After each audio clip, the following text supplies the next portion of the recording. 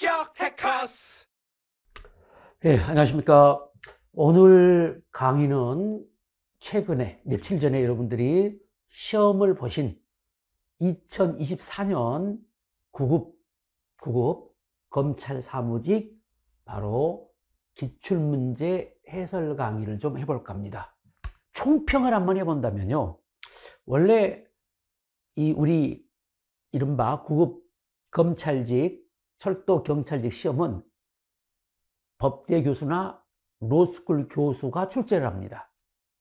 교수 출제입니다. 계속 그래왔죠. 그러다 보니까 조금 이제 형법 총론이 좀 어렵고요, 강론은 좀 쉽게 출제가 돼요. 되게 그래요. 형법 총론에 좀 여러분이 어려움을 갖게 되는 이유는 교수님들은 학설이라든지 이론적인 것들을 출제하는 경향이 좀 강한 편입니다. 그래서 우리 학생들이 대부분은 학설에 대한 부담을 갖고 있죠. 그러다 보니까 형법 총론에 대한 조금 그 자신감이 결여되어 있는 경우가 있고, 또 난도만 따져도 강론보다 총론이 일반적으로 어려웠어요. 그런데 이번 시험 2024년 이 9급 지금 검찰직 시험을 제가 한번 이렇게 검토해 봤더니 예년에 비해서는 조금 쉽지 않았을까 생각이 들어요. 제 개인적인 생각입니다만은 예년 우리 그 9급 검찰직 시험보다는 난도가 좀 떨어지지 않을까, 낮지 않을까 생각이 들어.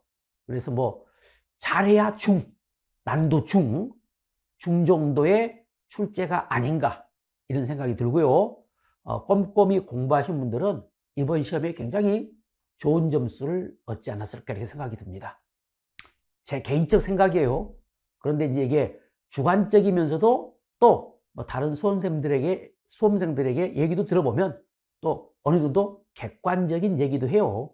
뭐 여러분들이 점수가 안 나오신 분들은 이게 뭐 어렵다는 거냐, 너는 선생이니까 쉽지, 뭐 이런 식으로 말하면 할 말이 없지만, 그래도 저도 다년간 검찰직 기출문제를 계속 분석해 왔기 때문에 어느 정도 뭐 평가를 할 수 있지 않습니까? 그런데 제 개인적인 평가는 이번 시험은 좀 그래도 예년에 비해서는 좀 쉽지 않았을까 이런 생각을 합니다.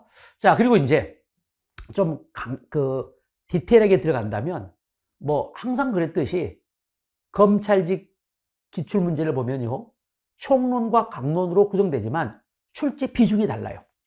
여러분이 뭐 잘 아시겠지만 대개 형법 총론에서 한 13문제 정도, 그리고 이제 강론에서 7문제 정도가 출제가 돼요. 보통 그랬고, 올해도 어김없이 그랬습니다. 올해도 13문제가 총론, 7문제가 강론으로 출제가 됐어요. 그러니까 검찰직 시험은 다른 직렬 시험에 비해서 총론 출제 비중이 높습니다. 뭐 한 65%, 35% 이렇게 출제가 되더라고요. 항상 그래요. 이유는 모르겠는데 뭐 경찰직 시험 같은 경우는 50대 50 반반 정도 출제되는데, 이상하니 바로 이 검찰직 시험은 총론 비중이 높고 강론 출제 비중이 낮아요. 반대로 법원직 시험은 또 다르더라고요. 그 이유도 모르겠어, 나도.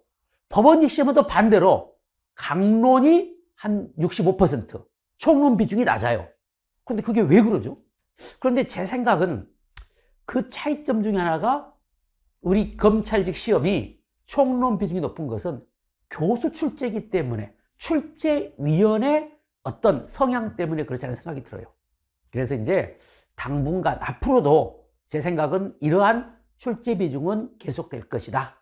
총론이 그래도 좀 비중이 높기 때문에 여러분들이 총론에 좀 더 신경을 쓰셔야 된다는 거, 이걸 지금 말씀드리겠고, 다음에 이제 우리 검찰직 시험은요, 일단 박스형 문제가 2문제 정도가 나왔는데, 다 고마운 것은 개수 선택형이 아니라 조합 선택형입니다. 박스형 문제도 개수 선택형이면 굉장히 어렵습니다. 경찰직 같은 경우는 개수 선택형 문제가 나와요. 다음 중 올바른 것은 모두 몇 개인가? 1번 1개, 2번 2개. 이런 건 굉장히 어렵습니다. 그런데 검찰직, 9급 검찰 시험은 지금까지 개수 선택형이 나온 적이 없어요. 항상 박스 문제가 나더라도 조합 선택형, 바르게 조합된 거, 바르게 연결된 거, 그러니까 난도가 많이 떨어집니다. 득점이 더 용이할 수 있어요. 지금 앞으로도 그럴 거라고 봅니다. 그리고 이제 학설, 여러분이 항상 이제 어려워하고 좀 계륵으로 여기는 게 학설인데, 이번 시험에는 학설이 한 문제가 나왔어요. 이법성식 그 체계적 지위에 관한 학설이 나왔고, 그렇게 여러분이 뭐 어려운 학설은 아니었기 때문에 학설 한 문제를 득점하는데도 큰 어려움은 없으시라고 봐요. 그래서 이번 시험이 좀 제 생각은 좀 쉽지 않았을까. 학설 문제가 뭐 두세 문제 나오고 또 학설이 좀 난도가 있으면 전체적으로 어렵게 느껴지거든요. 그런데 학설 문제 딱 하나 나왔는데 그것도 이법성의 체계적 지위에 관한 학설 문제로서 어느 정도 공부하신 분들은 충분히 득점이 가능했기 때문에 그렇게 전체적으로 형법이 어렵지 않게 느껴지는 이유 중에 하나가 됐을 겁니다. 그리고 이제 판례의 비중, 늘 말씀드렸죠. 형법은 판례 싸움이에요. 어떤 직렬 시험도 마찬가지입니다. 우리 검찰직, 철도 경찰, 공안직이죠. 경찰, 법원직도 요즘에 형법, 국가고시의 형법 시험의 출제 경향은 판례 중심입니다. 우리 검찰직 이번 시험도 87%, 그러니까 총 80개의 지문 중에 70개의 지문, 80개의 지문 중에 70개의 지문이 판례로 나왔어요. 앞으로도 판례의 출제 비중은 계속 견지될 겁니다. 이 정도. 그러니까 87% 전후로 85 내지 90% 정도의 출제 비중이 계속될 것이기 때문에 앞으로 시험을 대비하신 분도 역시 형법은 판례구나. 뭐 형사법도 그렇겠지만 더더욱 형법은 그래요. 형법은 판례 싸움이다. 판례를 철저히 정리하는 것이 형법의 고득점에 첩경이 된다. 이렇게 말씀드리고, 다음에 이제 바로 10개의 지문이 비판례인데 아까 말한 것처럼 학설 지문 4개, 그리고 이제 법조문 관련 지문 6개 이렇게 출제가 됐습니다. 앞으로도 그럴 겁니다. 그래서 85 내지 90% 사이에 판례가 출제되기 때문에 여러분이 지금도 그렇게 해오시겠지만 형법은 판례 중심의 공부를 계속 해오셔야 돼요. 알겠죠? 그리고 이제 판례 중에서도 최신 판례, 뭐 최신 판례라고 하면은 시험 직전에 2개년 판례 정도를 말합니다. 그래서 지금으로 말한다면 뭐 2022년부터 23년 뭐 정도 이 판례인데, 각종 국가고시의 이 출제 경향 중에 또 하나의 새로운 패턴이 최신 판례의 비중이 높아가고 있습니다. 최신 판례의 출제 비중이 높기 때문에 최신 판례를 공부하지 않고 뭐 작년의 기출문제집만 보고 시험장 가면요 낭패를 볼 수 있어요. 그래서 최신 판례에 항상 시험 직전에 최신 판례의 철저한 준비가 필요하다는 거, 이런 것들도 한번 이번 시험을 통해서 여러분에게 메시지로 전하고 싶습니다. 자, 이 정도 여러분에게 이제 대강 이제 이번 시험의 총평을 마무리하겠고, 자, 본격적으로 1번부터 보겠습니다. 이제 총론이 바로 13문제가 구성되고 끝나고 강론이 7문제로 이렇게 구성이 되니까 여러분들이 뭐 공부했을 때 형법 총론, 강론 이렇게 이제 공부를 하실 때 좀 나름대로는 편의성이 있을 것 같아요. 자, 고의에 관한 설명 중 옳지 않는 것들이 이렇게 돼 있죠. 자, 여러분들이 1번부터 4번까지 다 판례입니다.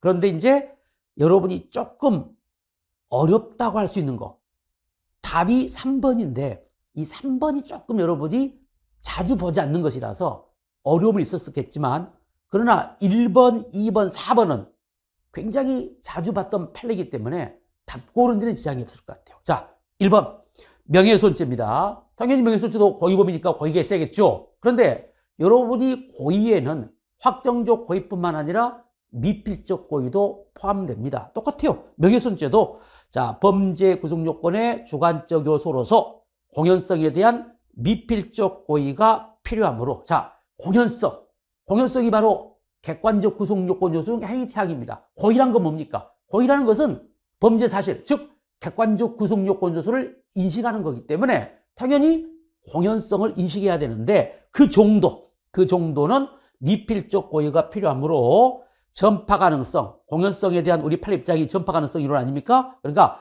전파 가능성에 대한 인식이 있으면 물론 나아가 그 이염을 용인하는 내심의 의사, 여러분이 많이 들어봤죠? 용인하는 내심의 의사, 이게 미필적 고의의 용인설에 의한 미필적 고의입니다. 우리 판례는 용인설의 입장이기 때문에 바로 용인하는 내심의 의사가 있어야 돼. 그래야만 미필적 고의가 인정돼. 그러니까 결과 발생을 바로 그 결과가 발생할 것을 반드시 확실히 인식할 필요는 없더라도 최소한 바로 그 위험을 용인하는 내심의 의사는 있어야 된다. 알겠죠? 자, 그래서 1번은 5가 될 것이고 2번, 자, 중간간의 고의죠. 여러분이 이 판결 요지도 어디서 많이 들어봤느냐? 이 판례가 바로 중간간 불능미수 사건의 판결 요지야. 여러분이 뭐 A급 판례 아닙니까? 중간간 불능미수 사건, 불능미수 공부했던 거. 자, 중간간의 고의는 피해자가 심신상실 또는 한거불능 상태에 있다는 것과 그러한 상태를 이용하여 간음한다는 구속요건적 결과 발생 가능성을 인식하고, 자, 그러한 위험을 용인하는 내심의 의사를 말한다. 그러니까 중간간죄에 대한 우리 판례 입장은요, 객체를 심신상실 또는 한거불능 상태의 사람으로 봐요. 그러니까 일단 피해자가 심신상실 또는 한거불능 상태인 것을 인식해야 되고, 그러한 상태를 이용하여 간음한다는 인식도 있어야 돼요. 그런데 그 인식이 확정적 인식을 요하지 않고 미필적 고의도 족하기 때문에 2번도 옳은 문장이죠. 답은 3번입니다. 업무상 배임죄의 일반적인 고의의 법리와는 달리, 그러니까 여기서 이제 업무상 배임죄의 고의는 여러분도 알겠지만 당연히 타인의 사물을 처리한다는 인식이 있어야 될 것이고 임무를 위배한다는 인식이 있어야 될 것이고 바로 본인에게 손해가 발생한다는 인식, 그로 인하여 자기나 제3자가 재산상 이익을 취득한다는 인식이 있어야 돼요. 이게 배임죄의 고의죠. 그런데 바로 지금 이제 문제는 경영상 판단의 경우, 그러니까 예컨대 회사의 대표이사의 어떤 행위가 경영상 판단으로 인해서 바로 이제 배임죄로 기소가 됐을 때, 이때 경영상 판단의 경우에는 단순히 본인에게 손해가 발생하였다는 결과만으로 업무상 배임죄의 성립이 되었다. 아닙니다. 그러니까 경영상 판단의 경우에 내가 어떤 대표이사라면 어떤 행위를 하게 되면 회사에 손해가 발생하였다는 결과만 있으면 바로 업무상 배임죄가 성립한다고 되어 있는데 아니죠. 한마디로 여기도 마찬가지요.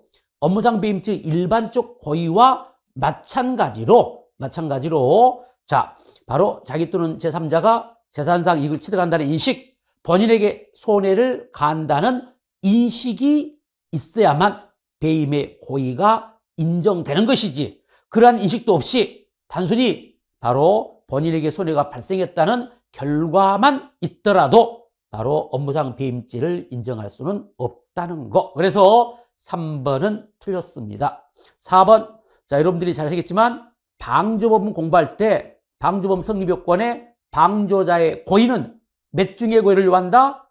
2중의 고의를 요한다겠죠. 2중의 고의가 뭐죠? 바로 여러분들이 잘 아시는 방조 고의와 정범의 고의죠.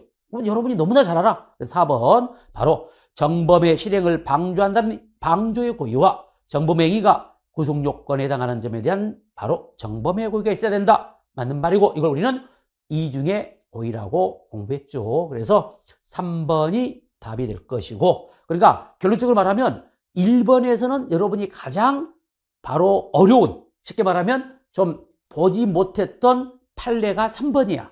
그렇지만 객관식 시험의 묘미죠.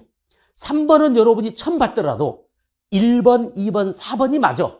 그러니까 상대적으로 반사적으로 답은 3번이 될 수밖에 없죠. 그래서 객관식 시험은 사지선다형 객관식 시험은 4개의 지문을 다 알아야만 답을 맞추는 게 아닙니다. 어떤 경우는요, 하나의 지문만 알아. 3개 지문은 몰라. 그래도 맞출 수가 있어요. 왜? 그 지문이 답이니까. 내가 아는 것이 틀렸더라고. 그럼 그게 답이잖아. 반대로 이처럼 3개의 지문은 알아. 근데 하나의 지문은 몰라. 그러면 그게 바로 답이 돼요.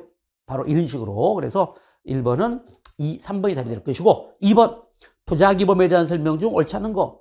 여러분이 뭐 우리 국가직 구급 검찰, 철도 경찰에서는 부작위범은 뭐 약방의 감초입니다. 항상 나와, 항상. 근데 부작위범은 그렇게 어렵게 안 나옵니다. 그리고 이제 부작위범은 법조문 문제나 이론 문제 출제의 항상 예상을 하고 계셔야 돼. 이번에 다행히 바로 학설 문제는 안 나왔는데 여러분이 앞으로 공부하실 때 부작위범은 보증인 지위와 보증인 의무의 관계에 대한 학설 공부를 꼭 여러분이 해두셔야 됩니다. 그렇게 나오면 좀 어려워지거든요. 그런데 이번 시험은 그게 없어. 1번 이른바 부진정 부작위범. 여러분이 부진정 부작위범을 뭐라고 그래요? 공부했을 때 바로 부작위에 의한 자기범. 그렇죠? 부작위한 자기범이 부진정 부작위범이에요.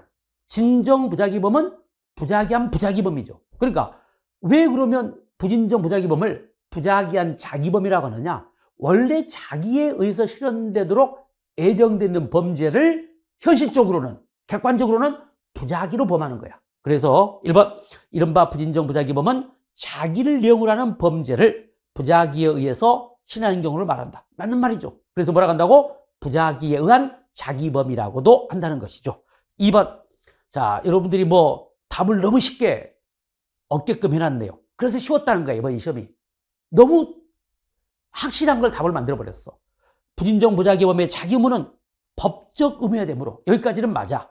그런데 사회상규, 조리, 실직상 자기 의무가 기대되는 경우에는 인정되지 않는다. 여러분이 뭐 이건 솔직히 기본 강의만 한 번만 들어도 맞춰요. 그렇죠? 아니죠. 이때 사회상규, 조리, 실직상 자기 의무도 법적인 의무입니다. 즉 부진정 부작위범의 보증인 의무, 자기 의무에 해당해요.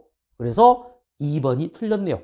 3번 여러분이 부작위범 사이의 공동전범도 가능하죠? 여러분 잘 알 것이고 특히 이제 그러려면은 부작위범의 공동전범이 인정되려면 두 가지가 필요해. 첫째, 다수의 부작위범에게 공통된 의무가 부여되어 있어야 되고 두 번째, 그 의무를 공통으로 이행할 수 있어야 되겠죠. 3번도 맞는 것이고 4번은 여러분이 이제 자기 의무의 발생 근거, 보증인 지위의 발생 근거에서 선행 행위라는 자기 의무 여러분이 기억나시죠? 그래서 여러분이 이제 우리 법조문 부작위범이 18조에 규정되어 있는데 18조에 법조문을 물어보고 있어요.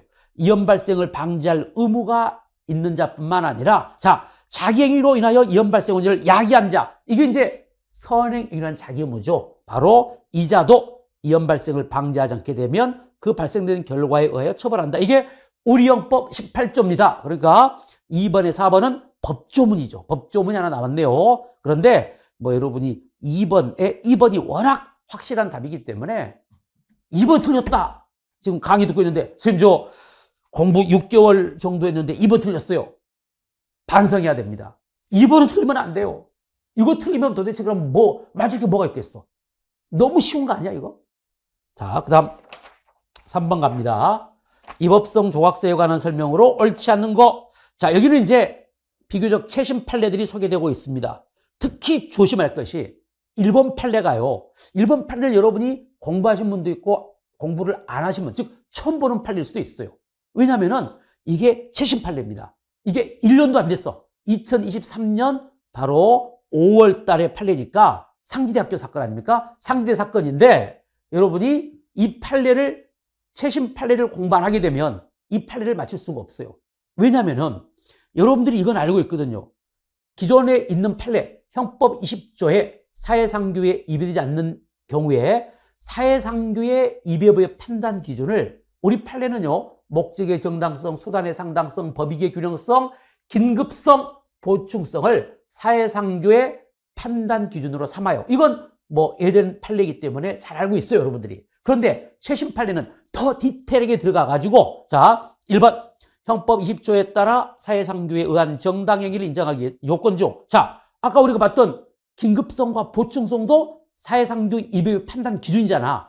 예전 판례는 거기까지만 나왔기 때문에 우리는 머릿속에 긴급성, 보충성도 바로 사회상규 위배의 판단 기준인 걸 알고 있어. 그런데 이걸 보니까 긴급성과 보충성은 수단의 상당성, 아까 말한 목적의 정당성, 수단의 상당성이 있었잖아. 수단의 상당성을 판단할 때 고려 요소로 하나로 참작해야 되고, 그러니까 상당성이, 수단이 상당한 자단지를 고려할 때 긴급성, 보충성을 바로 참작해야 되고, 이를 넘어 독립적 요건으로 요구할 것은 아니다. 이건 솔직히 최신 판례를 공부 안 하면 맞추기가 쉽지 않아요. 오늘 얼핏 보면은 바로 네 번째 긴급성, 5번째 보충성이니까 상당성이라든지 균형성, 바로 목적의 정당성과 독립하여 각각 독립적인 바로 판단 요소로 생각하기가 쉬운데 우리 판례는 그게 아니라는 거야. 긴급성과 보충성은 수단의 상당성을 판단할 때 고려 요소로 참작해야 될 뿐이지 이를 넘어 독립적 요건으로 요구할 것은 아니라는 거. 이건 최신 판례를 봐야만 맞출 수 있어요. 그래서 1번은 옳은 문장입니다. 이만큼 우리 시험은 1년도 안 된 판례를 출제해요. 그래서 여러분들이 최신 판례에 소홀함이 정말 없어야 됩니다. 다음 2번. 자, 2번은 예전의 판례 삼보일배 행진사건이죠. 여러분이 2번과 3번이 사해상규의 입의 여부에서 사해상규에 입의되지 않기 때문에 바로 정당행위가 되는 대표적인 판례들이야. 삼보일배 행진사건, 하드디스크 검색사건, 이 두 개가 다 정당행위가 인정되는 판례입니다. 그래서 바로 2번도 사해상규에 입의되지 않는 행위로서 정당행위가 인정되는 것이고, 3번, 이것이 이른바 하드디스크 검색사건인데 항상 그래요.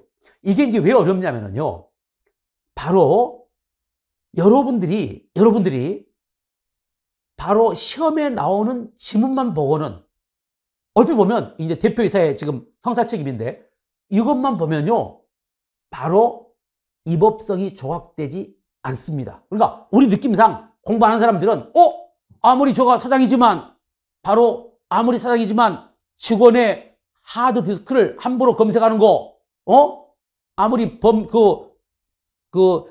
회사 이익을 빼두는 소문을 확인할 목적이지만 대표이사가 사장이 회사 출근하지 않는 종업원의 하드를 함부로 검색하는 건 이건 나쁜 짓 아니야? 쉽게 말하면 이렇게 생각하기 쉬워요.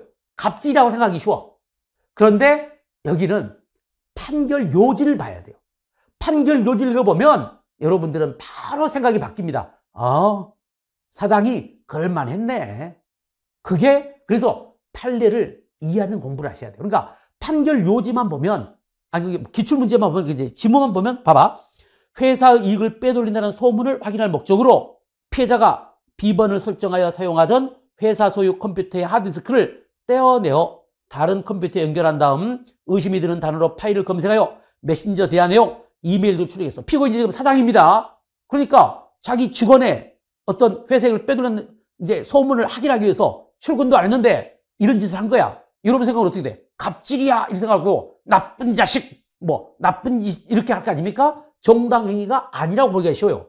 그런데 우리 판결 요지를 보면요, 자, 가장 중요한 것이 바로 일단 입사할 때부터 회사 소유의 컴퓨터를 무단 사용하지 않고 업무 관련 결과물을 모두 회사에 기소시켰다고 약정도 했고, 또 피해자의 범죄 혐의를 구체적이고 합리적으로 의심할 수 있는 상황이 있고, 또 긴급히 확인하고 대처할 필요가 있었고, 무엇보다도 검색해 봤더니 진짜로 범죄 행위를 확인할 수가 있는 여러 자료가 발견됐어. 자, 이제 여러분이 봐봐. 이렇게까지 소개해놓으면 그래도 회사 사장이 잘못했어? 나쁜 짓이야? 그건 아니라고 생각하잖아요, 이제. 그럼 판결이 바뀌어. 사장이 그럴만도 하네. 바로 이거야. 그러니까 원래는 이게 잘못됐어요. 왜? 문제에다가, 지문에다가 그런 내용을 써야 되는 거 아니야? 써야만이 이런 경우는 사해상규에 입의되지 않는구나 이렇게 하는데 안 써놔. 안 써놓으니까 여러분이 판결 요지를 공부 안 하게 되면 오히려 정당행위가 아닌 것처럼 생각되는 거야. 그래서 출제를 자주 하는 거야. 왜? 이걸 판례를 공부해야만 답을 맞출 수가 있거든. 이 내용을 이해하고 있어야 돼. 그러니까 하드디스크 검색 사건, 물론 여러분이 암기한 경우도 있어요. 삼보일배행위 사건, 하드디스크 검색 사건, 정당행위 이렇게 하면 답을 맞출 수는 있죠. 왜? 어차피 결론을 물어볼 테니까. 그렇지만 여러분이 의문은 가겠죠. 이것도 왜 정당행위지 하면서도 애우는 거야. 그런데 판결 요지 공부하게 되면 이건 애울 필요가 없어. 이해가 돼. 머릿속에 그러한 사정이 있어서 바로 그 행위가 정당화됐구나 이렇게 생각이 되죠. 그래서 머릿속에 삼보일배행위 사건, 하드디스크 검색 사건은 대표적인 사해상규에 입의되지 않는 행위로서 정당행위입니다. 그래서 답은 3번이 돼요. 그러니까 답 고르는 거 3번도 답을 고르는 데는 전혀 지장이 없어. 3번도 틀리면 반성해야 됩니다. 3번도 이 3번에 3번 하드 디스크 검사 사건은요. 시험에 자주 출제됐기 때문에 여러분이 나는 처음 본 판례인데요. 문제집에서 안 봤는데요. 이건 말도 안 돼. 당연히 봤어. 그래서 설사 1번 최신 판례를 모르더라도 옳지 않은 걸 고르겠으니까 3번이 답이 되겠죠. 그리고 4번 이것도 비교적 최신 판례인데 요즘 시험에 잘 나옵니다. 각종 시험에 잘 나와요. 우리 지금 검찰직도 나왔지만 경찰직 시험도 나오고 자주 나오더라고. 자, 어떤 행위가 범죄의 구속요건에 해당하지만 정당행위란 이유로 위법성이 조각되는 것은 자, 그러니까 어떤 행위가 정당행위로서 위법성이 조각된다는 것은 그 행위가 적극적으로 용인 권장된다는 의미가 아닙니다. 적극적으로 용인 권장된다는 것이 아니라 단지 특정한 상황에서 그 행위가 범죄 행위로서 처벌 대상이 될 정도의 위법성을 갖추고 있지 못하다는 것을 의미하는 거야. 맞는 말입니다. 그런데 다른 기출문은 이걸 바꿔가지고 바로 적극적으로 용인 권장되는 것을 의미한다 이렇게 순서를 바꾸는 경우가 있는데 그 점 조심하시기 바라요. 그래서 여러분이 3번이 답이 될 것이고 2번, 3번은 고전적 판례고요. 1번, 4번이 최신 판례인데 앞으로도 1번, 3번이 출제 비중이 굉장히 높아요. 그러니까 1번, 4번을 잘 정리를 해두시기 바랍니다. 4번 갑니다. 법률의 착오에 관한 설명으로 옳은 거 책임론에 대한 출제가 이루어지고 있는데 1번이 바로 법률의 부지입니다. 여러분이 기억나시죠? 법률의 부지가 과연 우리 헌법 16조 법률의 착오에 해당하는가? 그게 왜 여러분에게 강조가 되냐면 우리 통설과 판례입장이 다르기 때문에 그래요. 강의 시간에 들었겠지만 통설은 법률의 부지도 법률의 착오로 봅니다. 그러나 우리 판례는 안 그래요. 우리 판례는 단순한 법률의 부지는 형법 16조 법률의 착오로 본다, 안 본다? 안 봐. 그걸 여러분이 알면 1번을 맞출 수가 있겠죠. 자신의 범행이 그 부동산 소유권 이전 등기에 관한 특별조치법에 위반된지를 몰랐어. 법을 몰랐다는 거야. 법률의 부지죠. 이는 법률의 부지로 자 여기까지 나왔습니다. 형법 제16조 법률의 착오에 해당한다. 다툼이 있으면 판례에 의하면 법률의 부지는 법률의 착오가 아니라 아니죠. 그래서 1번은 X가 되겠습니다. 자, 2번과 3번, 4번은 법률의 착오의 핵심인 그 오인의 정당한 이유가 인정되는 경우와 부정되는 게 판례입니다. 여러분이 법률의 착오에서 가장 핵심은요. 그 오인의 정당한 이유가 인정되는 경우하고 부정되는 경우의 판례 정리입니다. 기억나시죠? 그래서 이제 그걸 물어보고 있는데 우리에게 이게 어렵지 않는 것은요. 2, 3, 4가 다 예전에 기출로 자주 나왔던 판례들이야.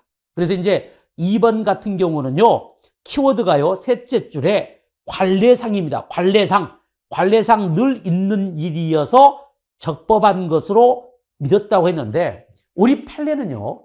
어떤 행위가 관례적이라거나 관행상 이유로 하는 것만으로는 바로 그 오인의 정당한 이유를 인정하지 않습니다. 알겠죠? 그러니까 앞으로 여러분이 공부하실 때 오인의 정당한 이유 인정 판정할 때 관례상, 관행상이 나오면 오인의 정당한 이유가 있다 없다? 없답니다. 그래서 2번은 바로 틀렸고 다음에 이제 3번은 둘째 줄에 지방자치단체의 조례를 잘못해서가 얘가 키워드입니다. 판례는 항상 키워드가 있어요. 그러니까 아까 2번 같은 경우는 관례상이고 3번은 조례를 잘못해서가요. 자, 조례를 잘못해서 해가지고 바로 이른바 초과 중개 수수료를 수수했더라도 바로 이건 그 오인의 정당한 이유를 부정했습니다. 그래서 3번도 틀렸네요. 자, 4번 가장 대표적인 판례야. 여러분이 뭐 기출문제로 굉장히 많이 나왔어요. 판례 이름 수정한 의정보고사건. 이게 왜 잘 나오냐면요. 비슷한 것이 있어요. 여러분이 보좌관 사건이 있었죠. 국회의원 보좌관 사건 지금 교도소에 있는 송모 국회의원 보좌관 사건이 있었는데 바로 보좌관 사건의 경우는 오인의 정당한 이유가 부정돼요. 그런데 이 수정한 의정보고 사건은 정당한 이유가 인정되는 거야. 그래서 헷갈리거든요. 그런데 여러분이 보시면 헷갈릴 수가 없는 것이, 자, 할 만큼 한 거야. 보십시오. 바로, 미리 관할 선관위 수도 공무원들에게 자문을 구했고, 또 그들의 지적에 따라 의정보고서를 수정을 했어. 수정을 해갖고 배부했다면 이것은 그 공직선거법에 위반되지 않는다고 오인함에 정당한 이유가 있다고 봐요. 그래서 16조에 해당한다고 보는 것이 우리 판례 입장이라서 판례 이름 수정한 의정보고서 사건, 바로 이게 오인의 정당한 이유가 인정되는 것이고, 비교 판례 국회의원 보좌관 사건 정당한 이유 부정됩니다. 이렇게 정리를 좀 하십시오. 답은 4번이 되겠네요. 5번 자구행위. 자, 이법성 조각사유 중 자구행위가 그렇게 자주 나오지는 않는데 그 이법성 조각사유 5개 중에 정당행위가 가장 출제 비중이 높고요. 자구행위는 출제 비중이 낮은 편이야. 그러다 보니까 우리 학생들이 자구행위를 좀 소홀히 하는 편이 있어요. 그런데 자구행위에서 가장 핵심은 뭐냐? 여러분이 제 기본 강의 들었으면 아시겠지만 우리 대법원 판례가 자구행위를 인정해서 이법성 조각한 경우는 없습니다. 그러니까 지금 우리가 물어보는 판례가 다 대법원 판례 아닙니까? 그런데 자구행위가 인정된다는 판례가 나오면 무조건 거짓말입니다. 우리 판례는 자구행위를 인정한 판례가 없다. 이렇게 생각하시고 접근을 하시기 바랍니다. 자, 1번은 법조 문제네요. 자구행위는 법률에서 정한 절차에 따라서는 청구권을 보존할 수 없는 경우에 할 수 있다. 자구행위의 성립요건이죠. 법령에 의한 절차에 따라서 청구권 보존이 불가능해야 돼. 옛날 법에 의하면 법정 절차에 의한 청구권 보존이 불가능함을 요건으로 합니다. 그래서 바로 1번은 5가 될 것이고, 자, 여러분이 답은 나왔어요. 2번, 3번, 4번이 나와 있는데 자구행위에 해당 여부의 판례 아닙니까? 그럼 결론만 미리 말하면 2번, 3번, 4번은 다 자구행위다 아니다? 아니라니까. 자구행위 인정한 판례가 없다니까. 그러니까 2, 3, 4를 봐가지고 만약에 자구행위가 인정된다고 나오면 무조건 틀린 거야. 그런데 2번의 경우는 소유권 기속에 관한 분쟁이 있어서, 이것도 시험에 잘 나왔죠. 민사소송이 계속 중인 건조물에 관하여 현실적으로 관리인이 있는데도 건조물의 자물쇠를 셋톱으로 절단하고 침입했다면 이건 법정 절차에 의한 청구권 보존이 불가능한 경우도 아니고, 또 그 권리의 실행 불능이나 현저한 곤란 실행을 피하는 상당한 이유가 있는 행위도 아니죠. 그래서 2번은 5가 됩니다. 자, 3번은 일반 교통방해죄가 되는 판례인데 자신이 소유하는 토지상에 도로가 무단으로 확장 개설되어 그대로 방치될 경우 불특정 또는 다순이 통행할 우려가 있다는 사정만으로 법정 절차에 의해서 자신의 청구권을 보존하는 것이 불가능한 경우에 해당한다고 할 수 없다. 그러니까 물론 여러분이 일반교통방해죄 객체 6로 불특정 다순이 통행하는 바로 사실상 통행하는 도로가 6로가 되는데 자기 소유의 토지도 본지역 객체가 됩니다. 그러니까 자기 소유야. 그런데 가만 뒀다가는 사람들이 왔다 갔다 해갖고 이제 계속 도로로 사용될 것 같으니까 거기다가 사람들 통행 못하도록 바로 철상, 이쪽, 이렇게, 철조망을 바로 거기다가 설치해가지고 통과를 못하는지, 구덩이를 파가지고 차량의 통행을 방해한다든지 그런 경우는 법정 절차에 청구 보존이 불가능한 것이 아니기 때문에 바로 이른바 자구행위가 될 수도 없고요. 또 정당행위가 될 수도 없습니다. 그러니까 여기는 자구행위를 뭘 봤으니까 바로 청구권을 보존하는 것이 불가능한 경우에 해당한다고 할 수 없다. 그러니까 그래서 자구행위가 안 된다는 거예요. 그래서 3번은 5죠. 4번 보십니다. 자, 피해자에게 석고를 납품한 대금을 받지 못하고 있던 중 피해자가 화랑을 폐쇄하고 도주하자 야간에 폐쇄된 화랑의 배니아폰문을 미리 준비한 드라이버로 뜯어내고 피해자의 물건을 몰래 가지고 나온 경우, 결론만 말하면 특수절도죄가 됩니다. 그런데 피고인은 이법성 조각 자구행위라고 주장했지만 이 경우도 법정 절차에 청구 보존이 불가능한 경우가 아니죠. 그래서 자구행위를 인정할 수가 없어. 그런데 4번 뭐라고 돼 있어? 자구행위에 해당한다고 돼 있잖아. 그러니까 여러분이 이 4번도 아주 쉬운 거야. 기본 강의만 들으면 내가 말했잖아. 자구행 인정한 판례 없다니까? 근데 4번에 자구행 해당한다고 나왔으니까 틀렸죠. 그래서 5번의 답은 4번이야. 너무너무 쉽죠. 답 고르는 것은. 강의만 한 번 들어도 맞출 수 있어. 우리 판례는 자구행 인정한 판례가 없다니까? 그러니까 바로 4번은 틀렸고요. 이게 특수도죄가 성립한다는 거. 자, 6번. 자, 6번. 여러분이 항상 어려워하는 바로 파트 중에 하나가 재형법정주의죠. 재형법정주의 판례들이 어렵습니다. 저도 그래요. 강의한 저도 횡령 배임죄보다 재형법정주의 판례가 더 어렵게 생각돼요. 특히 유최석 금지 원칙 위반 여부. 여기가 가장 어렵다고 생각해요. 그래서 재형법정주의 항상 겁을 먹게 되는데 여러분이 지금 1번이 바로 생소한 판례가 등장을 해요. 그러니까 1번 판례가 아마 기출로 소개된 적이 없기 때문에 여러분들이 어렵게 생각할 겁니다. 왜? 당연하겠죠. 이게 2023년 7월달 판례입니다. 그러니까 뭐 6개월밖에 안 됐어. 6개월이 되나? 아, 6개월 정도 더 되겠구나. 7월이니까. 그러니까 한 7, 8개월 된 판례를 출제했어요. 당연히 기출 문제 없죠. 그래서 1번이 어렵죠. 그런데 답 맞히는 데는 지장이 없어요. 왜? 제 생각은 이런 출제가 바람직하잖아요.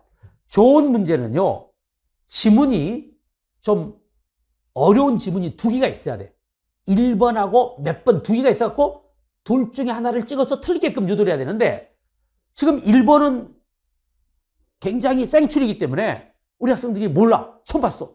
이런 것도 있어? 그런데 2, 3, 4가 다 알고 있는 판례야. 그러니까 답이 어떻게 돼버려?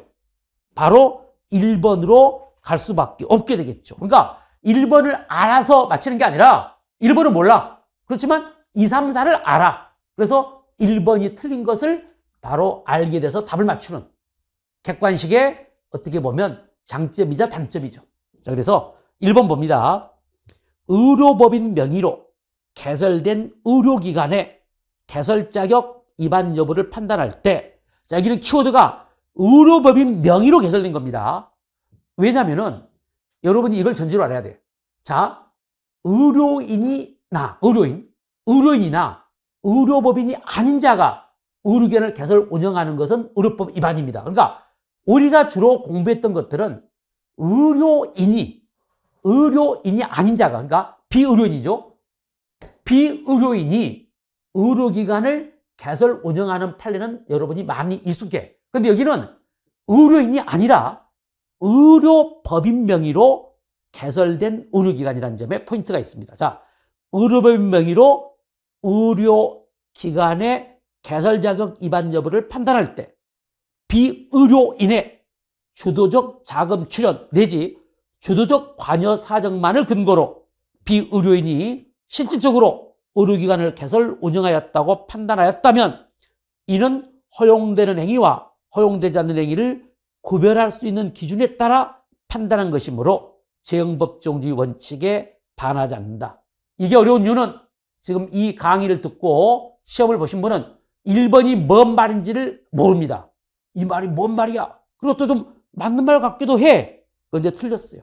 자, 다시 말하면 그러니까 의료인 개인 명의로 개설된 의료기관의 개설 자격 위반 여부. 그러니까 지금 어떤 병원이 의료인 개인 명의로 개설된 의료기관의 개설 자격 위반 여부에 관한 판단 기준을 문제는 의료법인 명의로 개설된 의료기관의 개설 자격 위반 여부에 관한 판단에 그대로 적용할 수 있는지 여부가 문제가 돼. 그러니까 쉽게 말하면 비의료인이 의료기관을 개설 운영하게 되면 의료법 위반이 돼. 그때 바로 비의료인이 아까 말한 것처럼 이른바 의료기관을 개설 운영했다는 것을 판단할 때는 의료인도 아니면서 자기가 뭐 투자도 하고 또 직원도 채용해가지고 또 의사도 바로 이제 의사를 고용해야 될 거 아닙니까? 의사를 고용하고 지금 바로 비의료인이 주도적인 자금 출연 내지 주적 관여를 해가지고 바로 비의료기관을 개설 운영하면 그 비의료인은 바로 의료인이 아닌 자가 의료기관을 개설 운영하니까 의료 위반이 돼. 그런데 지금은 이게 의료인 명의로 개설된 게 아니라 뭘로 개설됐다고? 의료법인 명의로 개설됐어.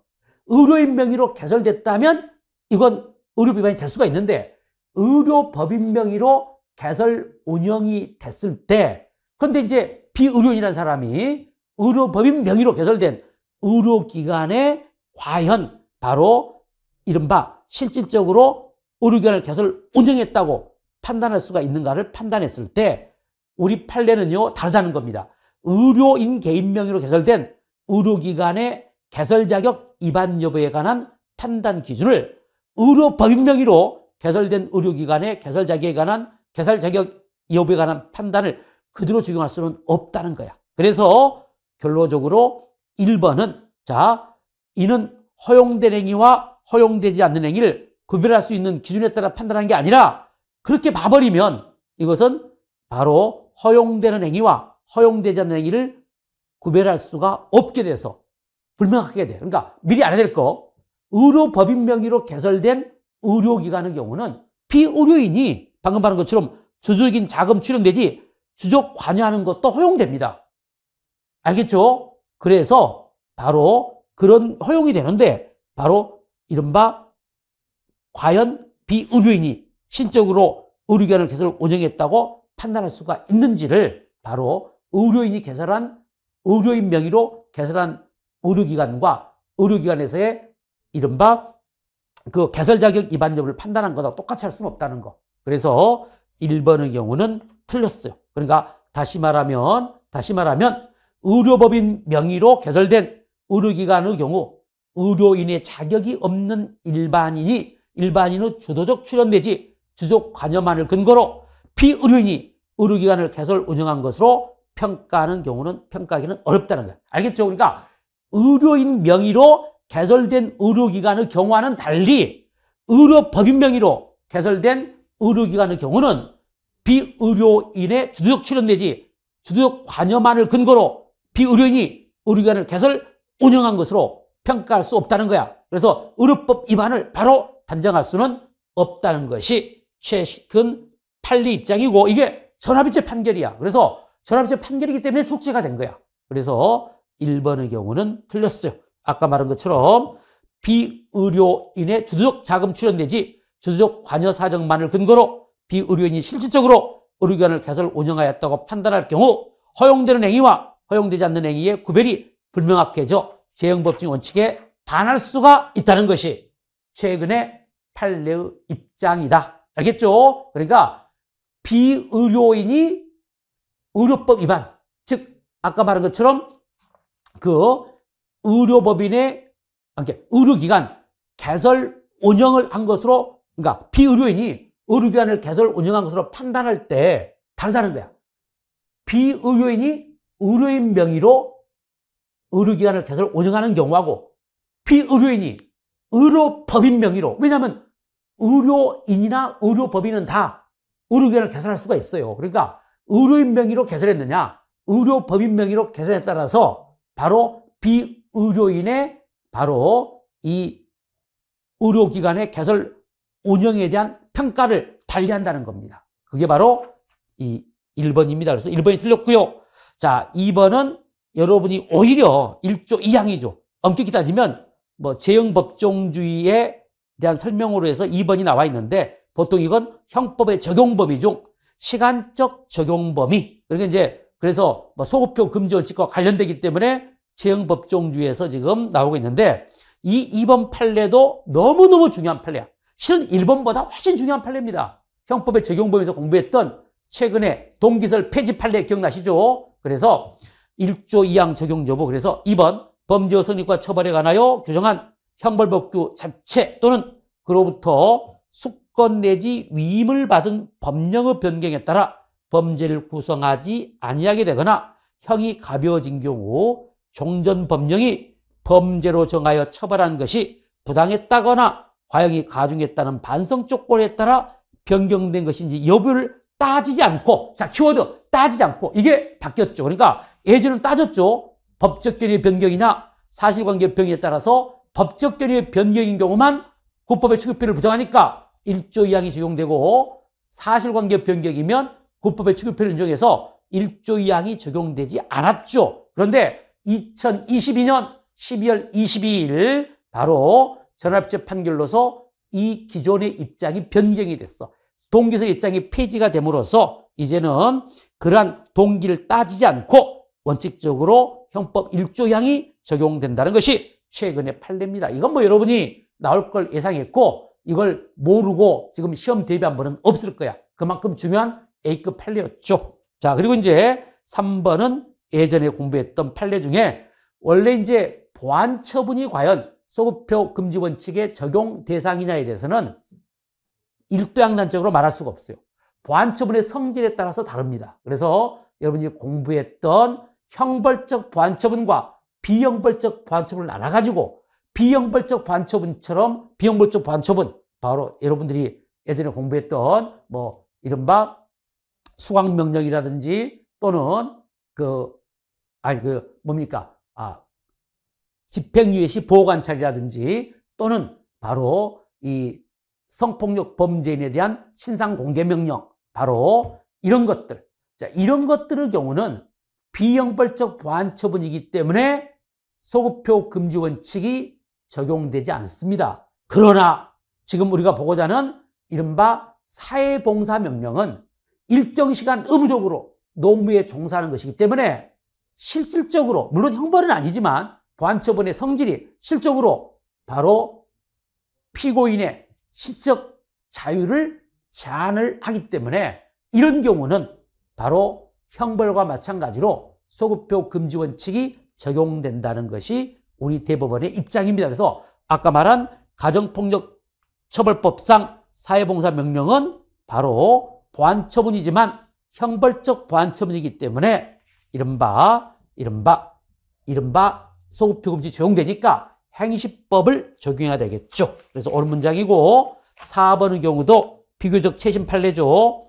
자, 우리가 이제 이건 형벌론에서 공부하면 법률상 감경의 정도를 보면 유기형을 감경하게 되면 형기의 2분의 1로 감경을 합니다. 그런데 이때 형기는 장기와 단기를 모두 포함해요. 그래서 장기와 단기 모두를 2분의 1로 감경해야지 바로 이 중에 장기 또는 단기 중 어느 하나만을 2분의 1로 감경하는 방식이나 또는 2분의 1보다 넓은 범위의 감경을 하는 방식은 재형법정주에 허용될 수가 없다는 것이죠. 그래서 4번은 5가 되겠네요. 7번 인과관계. 자, 인과관계가 나왔는데 여기서 이제 여러분이 바로 2번 판례가 최신 판례입니다. 그래서 아마 2번 판례를 처음 보신 분도 있을 거야.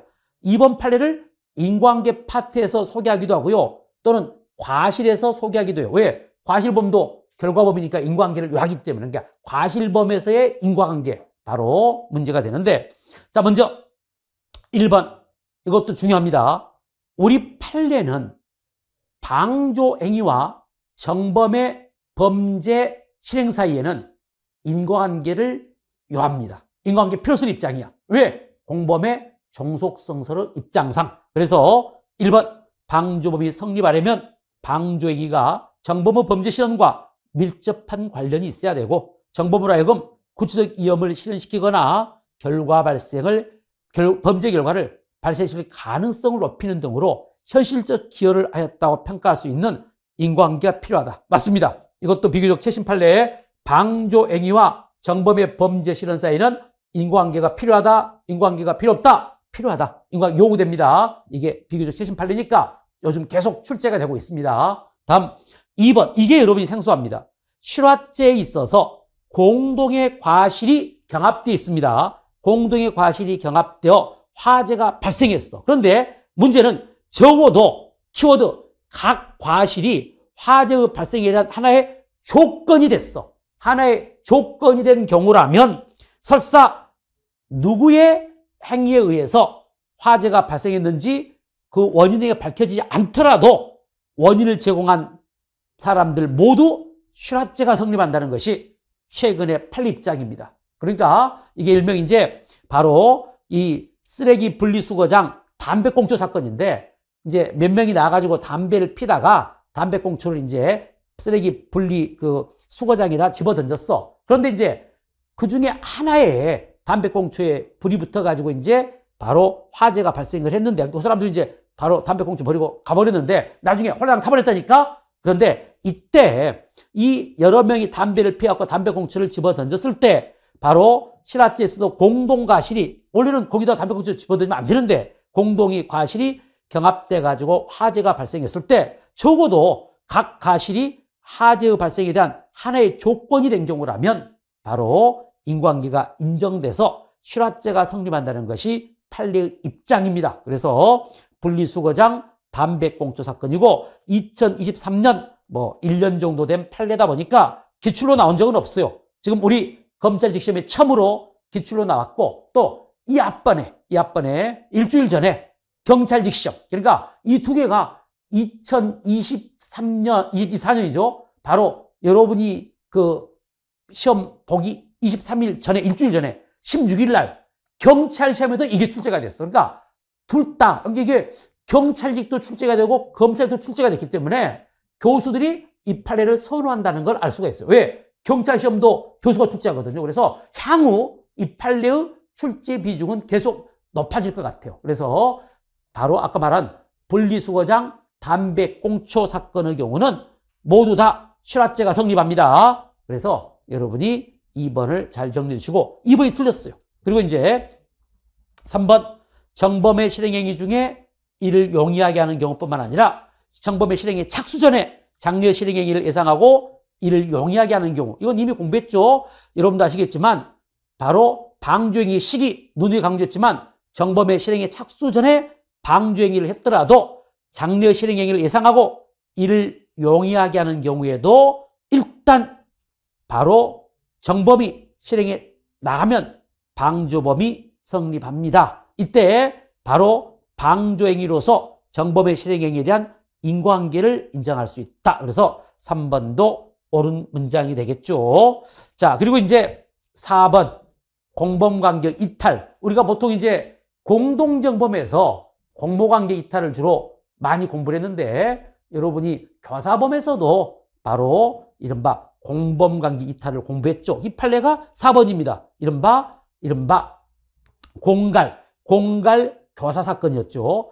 교사자가 전화로 범행을 만류하는 취지의 말을 한 것만으로는 그러니까 한마디로 이제 교사자가 피해자에게 어떤 피해자를 뒷조사를 해가지고 공갈을 하라고 교사를 했는데 바로 해놓고 보니까 자기가 이제 전화로 해가지고 야 그만둬 이렇게 범행을 만류를 했어요. 그런데 이때 피교사자가 만류를 뿌리치고 만류함에도 불구하고 계속해서 피해자를 협박을 해서 돈을 받아냈을 때 이 경우입니다. 이때 우리 판례는 전화로 범행을 만류하는 취지의 말을 한 것만 갖고는 교사자의 교사행위와 정범의 실행행위 사이에 인과관계가 단절되었다거나 교사자가 공범관계에서 이탈했다고 볼 수는 없다는 것이 판례 입장입니다. 그래서 여러분이 공부했던 공갈 교사 사건에 대한 판례 4번은 O가 되겠습니다. 그래서 답은 2번이고 아까 말한 것처럼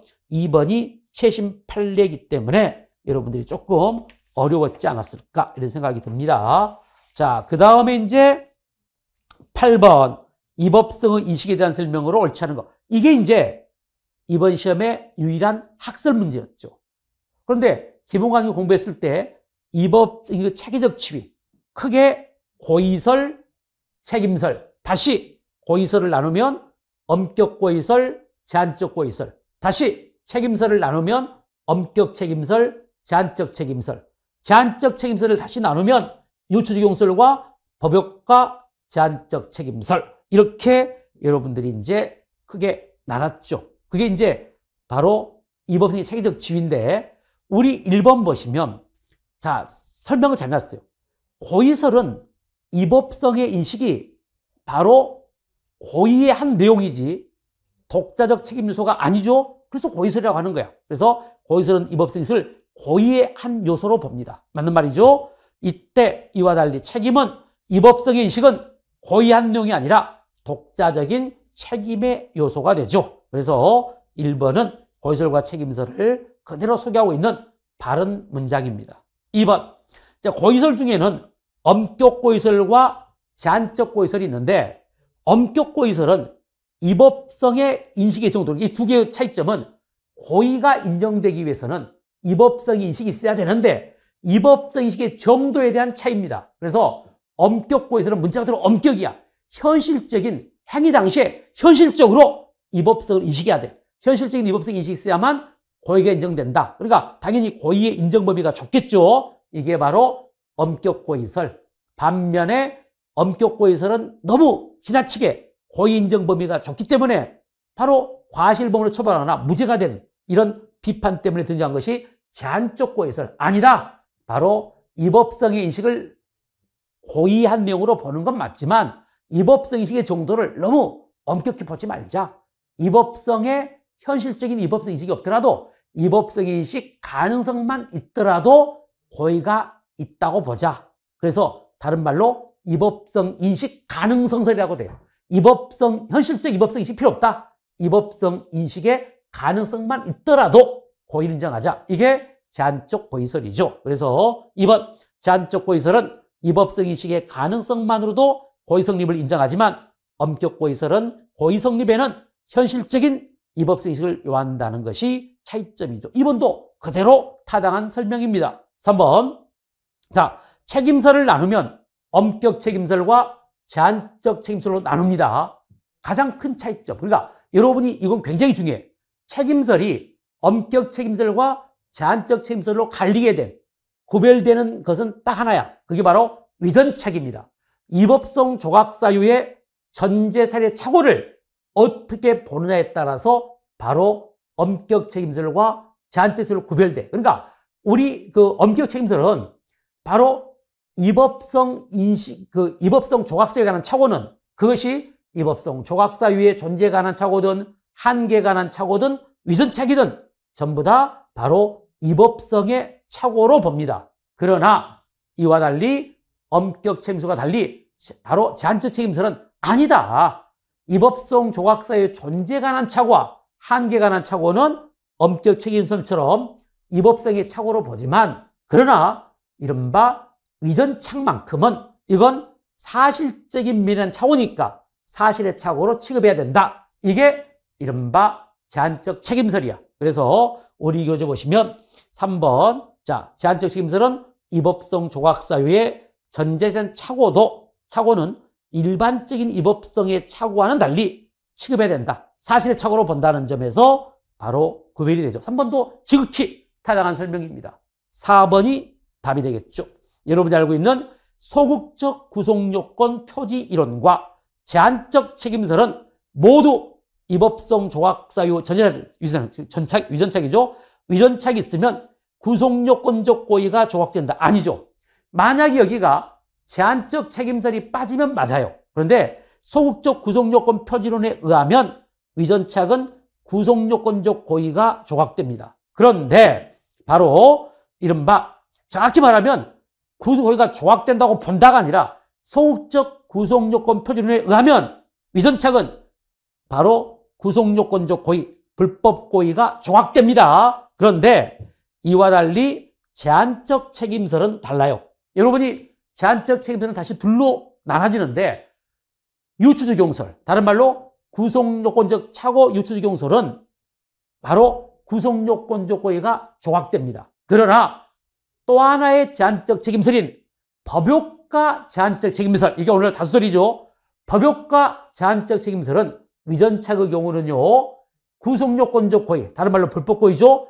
구속요건적 고의는 인정돼. 그러나 책임 고의가 조각됩니다. 그래서 바로 제한적 책임설도 구속요건적 고의가 조각된다고 보는 것은 다른 문장이 아니죠. 그래서 4번이 틀린 겁니다. 알겠죠? 그래서 8번에는 답이 4번입니다. 자, 9번 보시죠. 9번은 미수에 관한 설명으로 옳은 것을 물어보고 있습니다.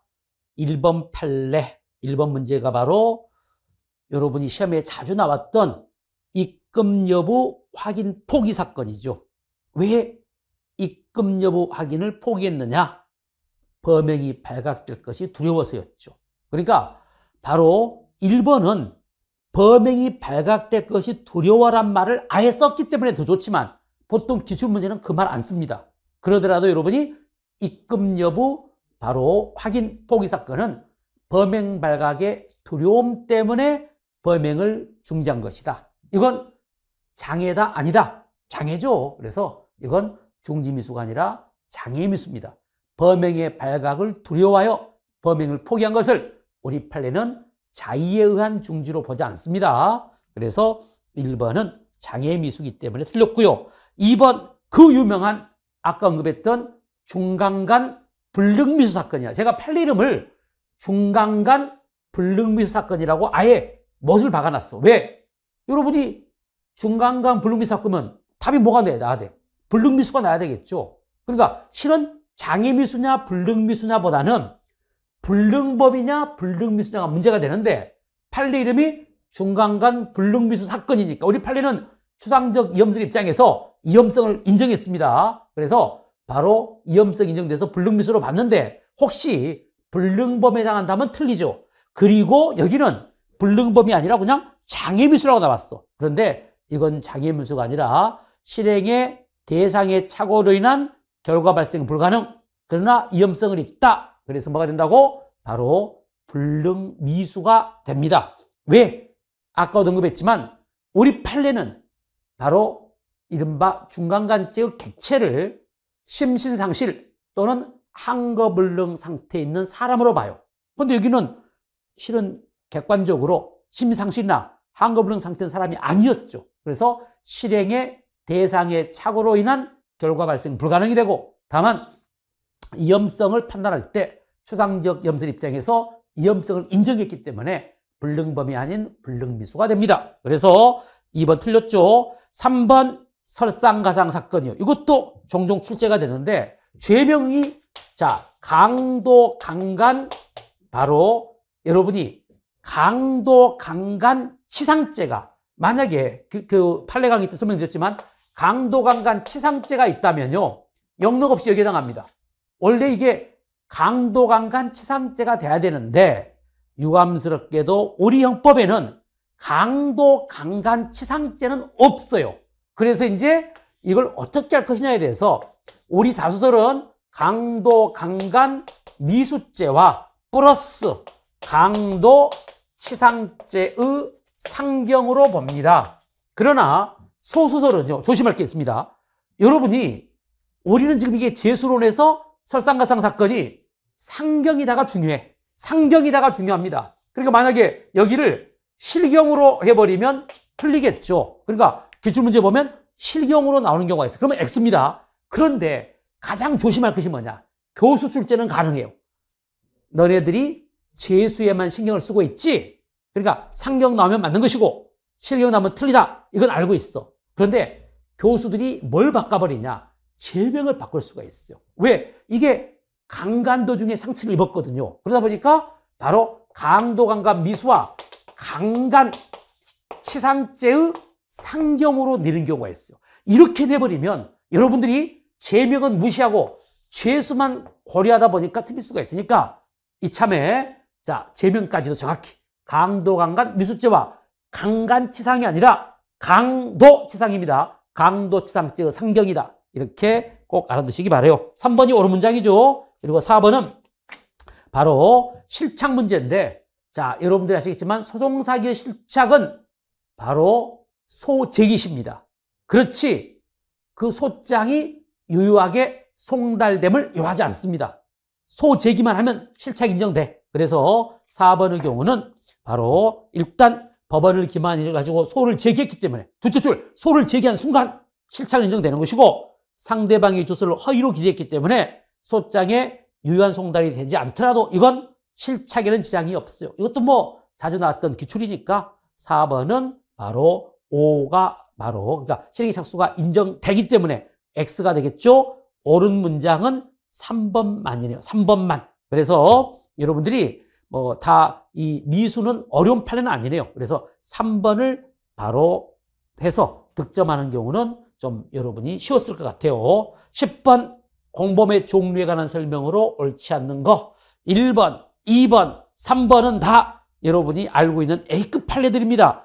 필요적 공범의 경우에 있어서 바로 논점 두 가지죠. 필요적 공범에서 판례가 두 개가 중요한 것이 있는데, 첫째, 필요적 공범의 경우에도 형법 총칙상 공범 규정이 적용될 수 있겠는가? 이와 관련된 판례들. 두 번째, 필요적 공범의 경우에 반드시 가담자, 참가자 모두가 형사 책임을 져야 되는지, 이게 두 번째 논점이죠. 이 두 개에 대한 판례들이 시험에 잘 나와요. 그래서 1번, 2번, 3번이다. 1번도 여러분이 잘 아시는 대표적인 판례죠. 이른바 이때 공무상 비밀 누설죄. 공무상 비밀 누설죄는 공무원 또는 공무원이었던 자만 처벌하는 바로 범죄입니다. 그런데 이게 누설이란 말은 그 법령에 한 직무상 비밀을 누설 받은 자도 있어야 되니까 필요적 공범 중 대항범이야. 그런데 처벌은 누설한 자만 처벌해. 그러다 보니까 누설 받은 자가 이른바 공무원을 교사를 했을 때 공무원은 공무상 비밀누설죄가 되는데 그 누설 받은 자를, 즉 교사한 자를 공무상 비밀누설죄 교사범으로 볼 수가 있겠는가? 우리 판례는 X입니다. 왜? 바로 필요적 공범 중 대항범의 경우에 내부 참가자 상호 간에는 형법 총칙상 공범 규정이 적용될 수가 없다는 겁니다. 그래서 1번은 O가 될 것이고, 여러분이 너무나 잘 아는 판례죠. 2번, 자, 뇌물공여죄와 뇌물수죄, 이것도 우리 판례는 필요적 공범 중 대항범으로 봅니다. 대항범 관계에 있는 자는 서로 대항될 행위의 존재를 필요로 할 뿐, 대항될 행위의 존재를 받을 뿐, 그러니까 공여자는 공여하는 행위, 수수자는 수수하는 행위가 필요할 뿐이지, 각자 자신의 구속요건을 실현하고 별도의 형벌 규정에 따라 처벌됩니다. 뇌물 공여자보다는 뇌물 수자가 각각 그 법조문도 다르고 법적 경우도 다릅니다. 뇌물 수수죄가 더 형이 셉니다. 처벌되는 것이어서 2인 이상이 가공하여 공동의 구속요건을 실현하는 공범관계에 있는 자와는 본질적으로 다르다. 그래서 형법 총칙상 공범 규정이 적용되지 않는다는 겁니다. 그래서 2번은 옳은 문장이고, 3번 영광군수 사건과 똑같은 법리입니다. 자, 정자법 45조 1항에 정치자금을 기부한 자와 기부받은 자는 이른바 필요적 공범 대항범의 관계에 있죠. 그런데 문제는 이 법에 의하면 정치자금을 기부하는 자의 범죄는 성립하지 않는데, 정치자금을 기부받은 자는 이른바 정치자금을 제공받는 의사를 가지고 받았다면 바로 설사 기부자가 범죄가 성립이 않더라도 받은 자는 바로 수수의 의사를 가지고 받았기 때문에 정치자금 부정수죄가 성립합니다. 영광군수사건하고 똑같은 법리죠. 그래서 1번, 2번, 3번은 다 옳은 문장이 되겠죠. 4번이 여러분이 생소할 겁니다. 왜? 이게 이제 비교적 최신 판례인데 대체 근로자 바로 현행범 체포 사건이에요. 그러니까 이게 뭐냐면은 미리 알아야 할 게 있어요. 자, 우리가 이제 보통 파업을 하잖아요.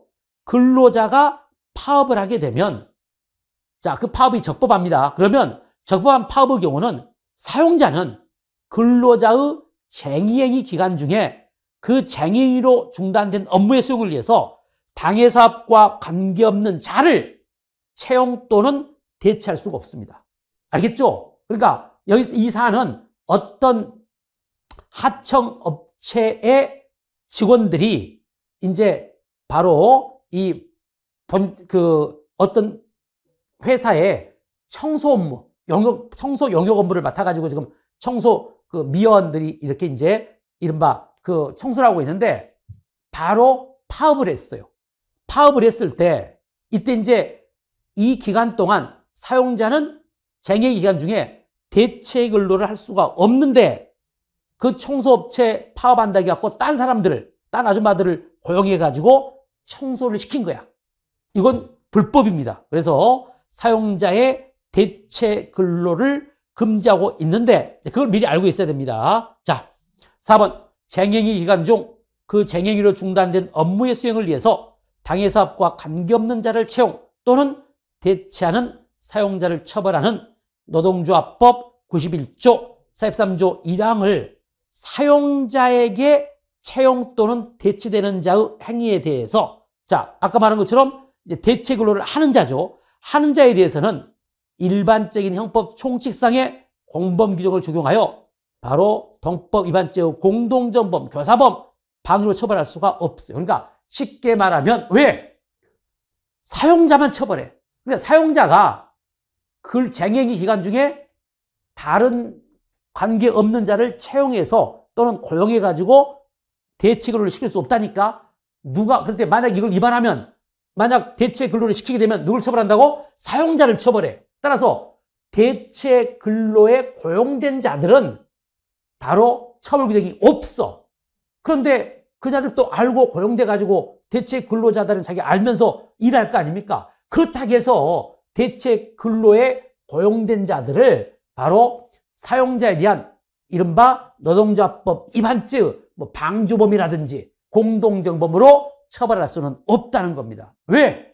사용자만 처벌하니까. 여러분이 대체근로 한마디로 채용을 하게 되면 채용한 자와 채용된 자가 있을 거 아닙니까? 그런데 이 법에 의하면 채용하는 사용자만 처벌하지 채용된 바로 대체근로자는 처벌 규정이 없어. 없는데 바로 그 정을 알고 바로 이른바 대체근로 한다고 해가지고 대체근로자들을 이 이른바 이 노동조합법 위반으로 노동조합법 위반의 사용자에 대한 노동조합법 위반의 방조범이나 공동정범이 된다고 볼 수는 없다는 겁니다. 알겠죠? 그래서 4번이 틀렸어요. 그러니까 결론적으로 말하면 바로 1번 그리고 2번 자 그리고 4번은 필요적 공범 중 대항범의 경우 내부 참가자 상호 간에는 형법 총칙상 공범 규정을 적용할 수 없다는 바로 판례들입니다. 그래서 4번이 답이 되겠고, 참고로 4번을 여러분이 2020년 판례인데 한 3년 됐는데 설사 모르더라도 1번, 2번, 3번은 다 기출문제들이에요. 그러니까 답을 맞추는 데는 4번이 지장이 없다는 것이죠. 알겠죠? 그래서 답이 4번이 될 것이고, 11번 공동정범에 관한 설명 중 옳지 않은 거. 자, 1번은 최순실 사건을 생각하면 돼요. 이때 공무원 아닌 자가 최순실입니다. 이때 공무원이 박근혜 전 대통령이죠. 자, 한마디로 공무원과 신분 33조 본문이 적용되기 때문에 이런 경우도 설사 공무원 아닌 자도 공무원과 함께 바로 뇌물수수죄의 공동정범이 성립한다는 거. 최순실은 공무원이 아니잖아요. 그래도 바로 공무원의 신분이 있는 것처럼 129조의 뇌물수수죄가 구입이 되는 것은 공무원과 33조 본문에 의해서 바로 33조 본문에 의해서 30조 공동정범 관계에 있기 때문에 그래서 1번은 O. 자, 2번 합동졸도는 범행 현장에서 시간적 장소적으로 협동관계를 이루어 실행행위를 분담하는 겁니다. 이게 바로 이제 현장설이죠. 합동의 의미. 따라서 공모에는 참여했으나 당연히 합동범도 주관적 요건으로 공모가 있어야 되는데 문제는 그 다음이네요. 현장에 없는 자는 기능적 범행 지배를 유무를 불문하고 합동범의 공동정범이 성립할 수 없다. 아닙니다. 현장에 없는 자도 공동정범의 일반 이론에 의해서 공동정범의 정범성의 표지가 즉 본질이 기능적 행위집이 아닙니까? 그래서 현장에 없는 자, 공모자 중 현장에 없는 자도 그 범행에 대한 본질적 기여를 통한 기능적 행위집에 인정되면 합동범의 공동정범이 성립합니다. 그게 유명한 이른바 바로 단란주점 삐끼 사건이었죠.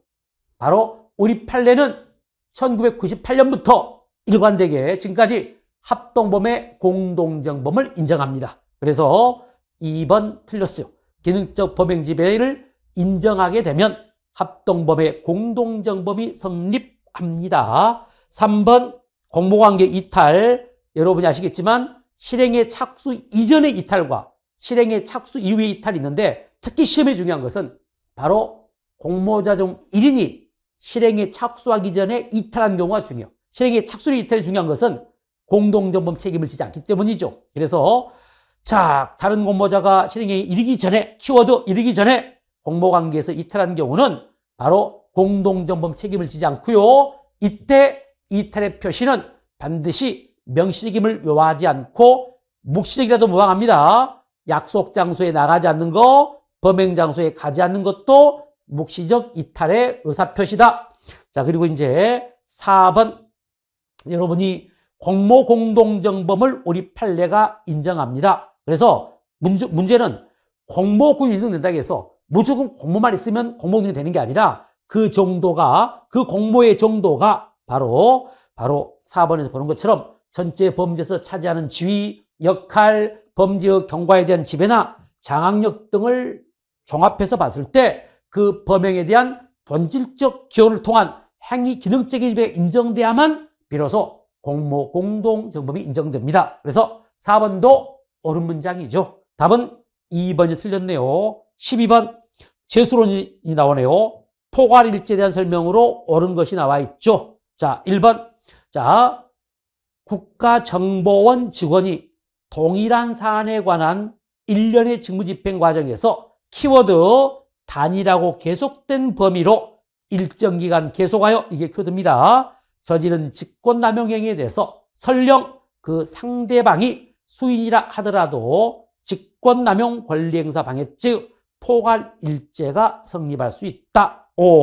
그래서 1번은 바로 옳은 문장이 되겠습니다. 이건 그러니까 상대방이 수인해도 이건 보호법익이 상대방에 대한 보호가 아니라 국가적 법익이니까 이것은 상대방이 수인이라도 그 상대방에 따라 직권남용죄가 성립하는 게 아닙니다. 이게 사기죄와 달라요. 사기죄 같은 경우는 피해자별로 사기죄가 되니까 보호법익의 침해 수에 따라 되는데 이건 그게 아니기 때문에 설사 상대방이 수인이라도 포괄하여 일죄가 성립한다는 거. 그리고 2번은 너무나 쉽죠. 행정소송 사건의 같은 신급이라도 변론기를 달리하여 수차 증인으로 나가 수개의 허위 진술을 하였다면 최초의 한 선서 효력을 유지시킨 후, 자, 이게 키웁니다. 최초의 선서를 한 효력을 유지시킨 다음에 증언했더라도 포괄하여 위증죄가 되지, 위증할 때마다 수기인죄가 성립하지 않습니다. 틀렸습니다. 3번 조심하십시오. 3번이 이제 최신 판례로 우리는 출제가 예상됐기 때문에 대비가 됐어요. 그런데 첫째, 원칙을 물어보는 경우가 있고 예외를 물어보는 경우가 있어요.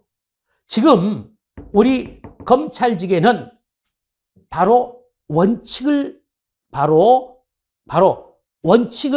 물어보면 쉽게 답을 하게 되는데 예외를 물어보게 되면요, 여러분들이 틀리기가 쉬워요. 그러니까 뭔 말이냐면, 첫째, 우리가 이제 헷갈리면 안 될 것이 잘 알고 있는 A급 판례가 하나 있죠. 여러 날에 걸친 무면허 운전행위는 포괄일죄가 아니라 운전한 날마다 일죄입니다. 이건 여러분이 잘 알고 있는 판례야. 그런데 최신 판례는 뭐냐면 여러 날이 아니라 같은 날 여러 번 무면허 운전행위를 한 거야. 정확히 말하면 같은 날에 2번 무면허 운전행위 했어. 3시 한 번 하고 5시 한 번 했어. 같은 날 2번 운전한 사건입니다. 같은 날 2번 운전한 사건인데 면허 없이, 이런 경우는 원칙적으로는 포괄하여 무면허 일죄가 돼. 같은 날의 경우는. 그런데 예외가 있어요. 같은 날 무면허 운전행위를 여러 차례 반복했더라도 범위의 단일성 내지 계속성이 인정되지 않거나 범행 방법 등이 동일하지 않는 경우는, 이런 경우는 예외적으로 각각의 범죄, 실경이 됩니다. 그렇지 않는 경우는 포괄죄가 되는데, 그래서 봐봐. 그 범위의 단일성 내지 계속성이 인정되지 않거나 범행 방법 등이 동일하지 않는 경우라도 각 무면허 운전행위를 통틀어 포괄일죄로 처리한다. 자, 함정입니다. 함정. 왜냐하면 여러분이 이걸 틀릴 수가 있어요. 같은 날이 나오잖아. 우리가 나올 걸 예상하고 있다니까. 최신 판례 같은 날 여러 번 무면허 운전을 하면 포괄일죄야, 이렇게 생각하고 있는 거야, 여러분은. 그냥 무조건 같은 날 여러 번 그러니까 비교할 때 여러 날에 걸친 무면허 운전행위 포괄일죄 아니야, 같은 날 여러 번 무면허 운전행위 포괄일죄야, 이렇게 알고 있는 거야. 그런데 같은 날 무면허 나오니까 끝에 포괄일죄로 처단해야 되니까 오해버린다고, 이것을. 근데 여기는 예외적이가, 원칙적인 포괄일죄야. 근데 아무리 같은 날 무면허 운전을 여러 차례 했더라도 그것이 범위의 단일성 내지 동일성이 인정되지 않거나 범행 방법이 동일하지 않다면 이건 실경이 되는 것이지 포괄일체가 아니야. 예외적인 경우를 소개하고 있어요. 그래서 교수들은 이렇게 원칙을 놔두고 예외를 물어보는 경우도 있는데 이런 게 굉장히 우리 학생들이 약해요. 왜? 애우니까. 판결 요지를 제대로 이해하지 않으니까. 이해하지 않는 공부는 고수가 될 수 없어요. 이해하지 않는 사람은 고득점할 수 없습니다. 그래서 3번은 틀렸고요. 자, 4번은 여러분이 형법의 시간적 적용 범위에서 많이 봤던 판례죠. 포괄일체로 되는 개개의 범죄행위가 법 개정 전후에 걸쳐서 행해진 경우는 신구법의 경중의 법정형의 경중을 비교할 필요도 없이, 기억나시죠? 비교할 필요도 없이 언제나 행시법인 신법을 적용합니다. 그래서 바로 4번은 틀렸네요. 답은 1번이 되겠습니다. 13번. 자, 집행유예와 선고유예에 대한 설명으로 옳은 거. 자, 형벌론인데 형벌론이 한 문제가 나왔는데 다행한 것은 1번, 3번, 4번이다 법조문이야. 여러분이 형벌론 법조문은 많지 않기 때문에 철저히 준비를 하셨죠. 그러다 보니까 답을 얻는 데는 지장이 없어요. 2번이 판례인데 설사 2번 판례를 모르더라도 1번, 3번, 4번이 법조문이다 보니까 이 법조문을 잘 아니까 2번을 답을 할 수밖에 없었겠죠. 자, 1번.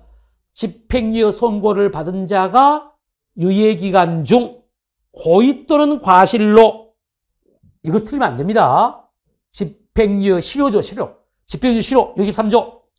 바로 실효 사유가 어떻게 돼? 첫째, 유예기간 중에. 둘째, 고의로 범한 죄야 됩니다. 셋째, 금고 이상의 실형을 선고받아야 되죠. 넷째, 판결이 확정되면 집행유예 선고는 효력을 잃습니다. 그러니까 다 맞는데 과실로가 들어가서 틀렸어요. 고의로만 맞아. 고의로 범한 죄로인데 과실로가 났기 때문에 틀렸습니다. 자, 2번. 실형을 선고받고 집행 종료나 집행 면제 후 3년이 지나지 않는 시점에서 범한 죄에 대해서 형을 선고하는 경우. 여러분이 이게 집행유예 결격사유죠. 결격사유. 자, 선고하는 경우는 집행유예를 선고할 수 없습니다. 거기뿐만 아니라 두 번째, 집행유예 기간 중에 범한 죄에 대하여 형을 선고할 때도 이미 집행유예가 실효 또는 취소된 경우도 마찬가지로 단서에 결격사유에 해당하기 때문에 집행유예를 선고할 수가 없습니다. 그래서 2번은 옳은 문장이 됩니다.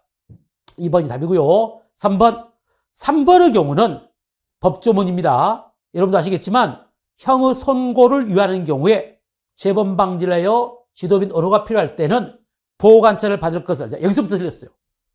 자, 집행유예 시, 선고유예 시의 보호관찰은 의무적입니까? 필요적입니까? 의무적입니다. 그러니까 보호관찰을 받을 것을 명하여야 하며가 아닙니다. 명할 수 있죠. 의무적이라니까. 그러니까 보호관찰을 받을 것을 명할 수 있습니다. 여기 틀렸고요. 또 틀렸어. 그 다음, 보호관찰을 명한 선고유예를 받은 자가 보호관찰 기간 중에 준상을 위반하고 그 정도가 무거워야 됩니다. 그 정도가 무거울 때는 유예한형을 선고하여야 한다. 올 것이 왔어요. 저는 이런 문제가 나올 줄 알았어. 이게 이제 이른바 선고유예의 이른바 실효가 되는데 이 선고의 실효가 바로 필요적 실효가 있고 의무적 실효가 있어요. 그걸 장난칠 수가 있어. 근데 안 나오다가 지금 드디어 검찰직에 나왔네요. 이런 문제가 어려워요. 그래서 여러분에게 뭐라고 말했습니까? 필요적 실효는 결격사유 발각은 반드시 실효합니다. 필요적 실효야. 그러나 준수상 위반은 뭐라고? 준상 위반은 의무적 실효. 그러니까 여기는 이건 결격사유 발각이 아니라 준수상 위반이죠.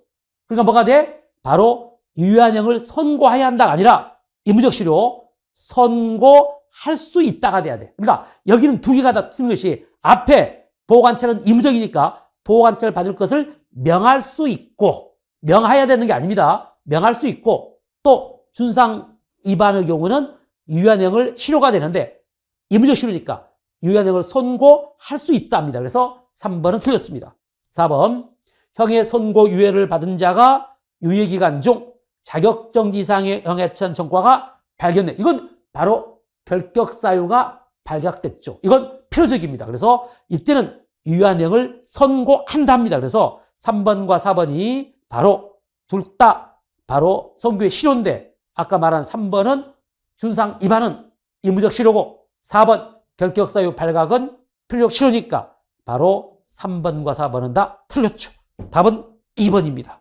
자, 여기까지 형법 총론이었습니다. 다음 강론 갑니다.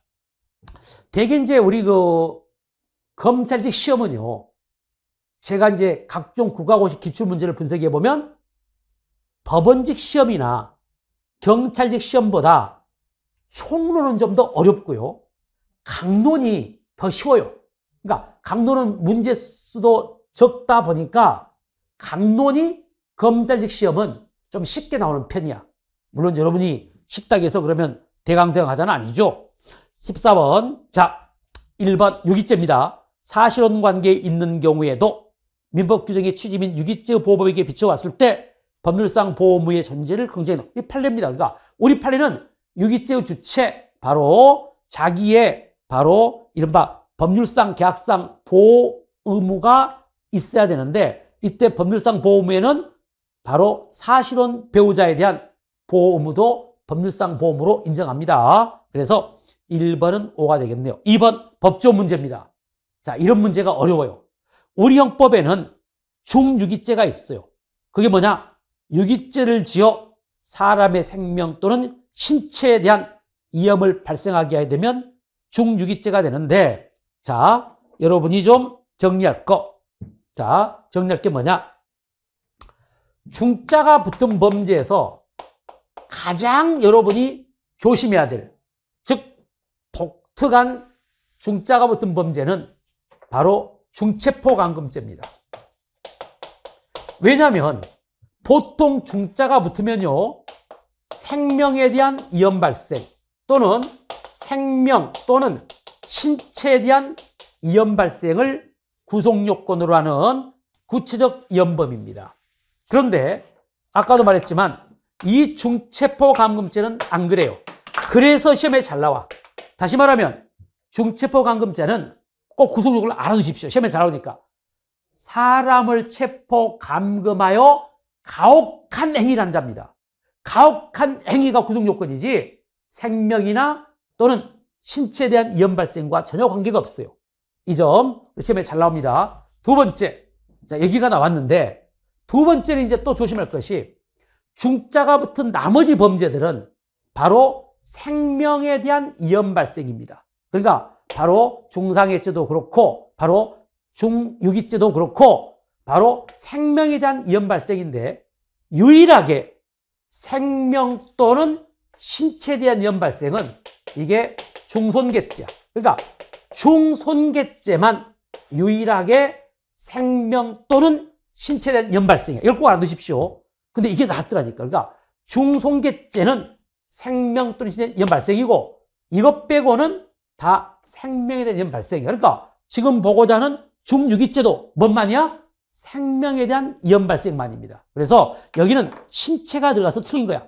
나름대로 꽤 어렵죠. 그러니까 생명 또는 신체에 대한 위험 발생은 중손괴죄만입니다. 중손괴죄만.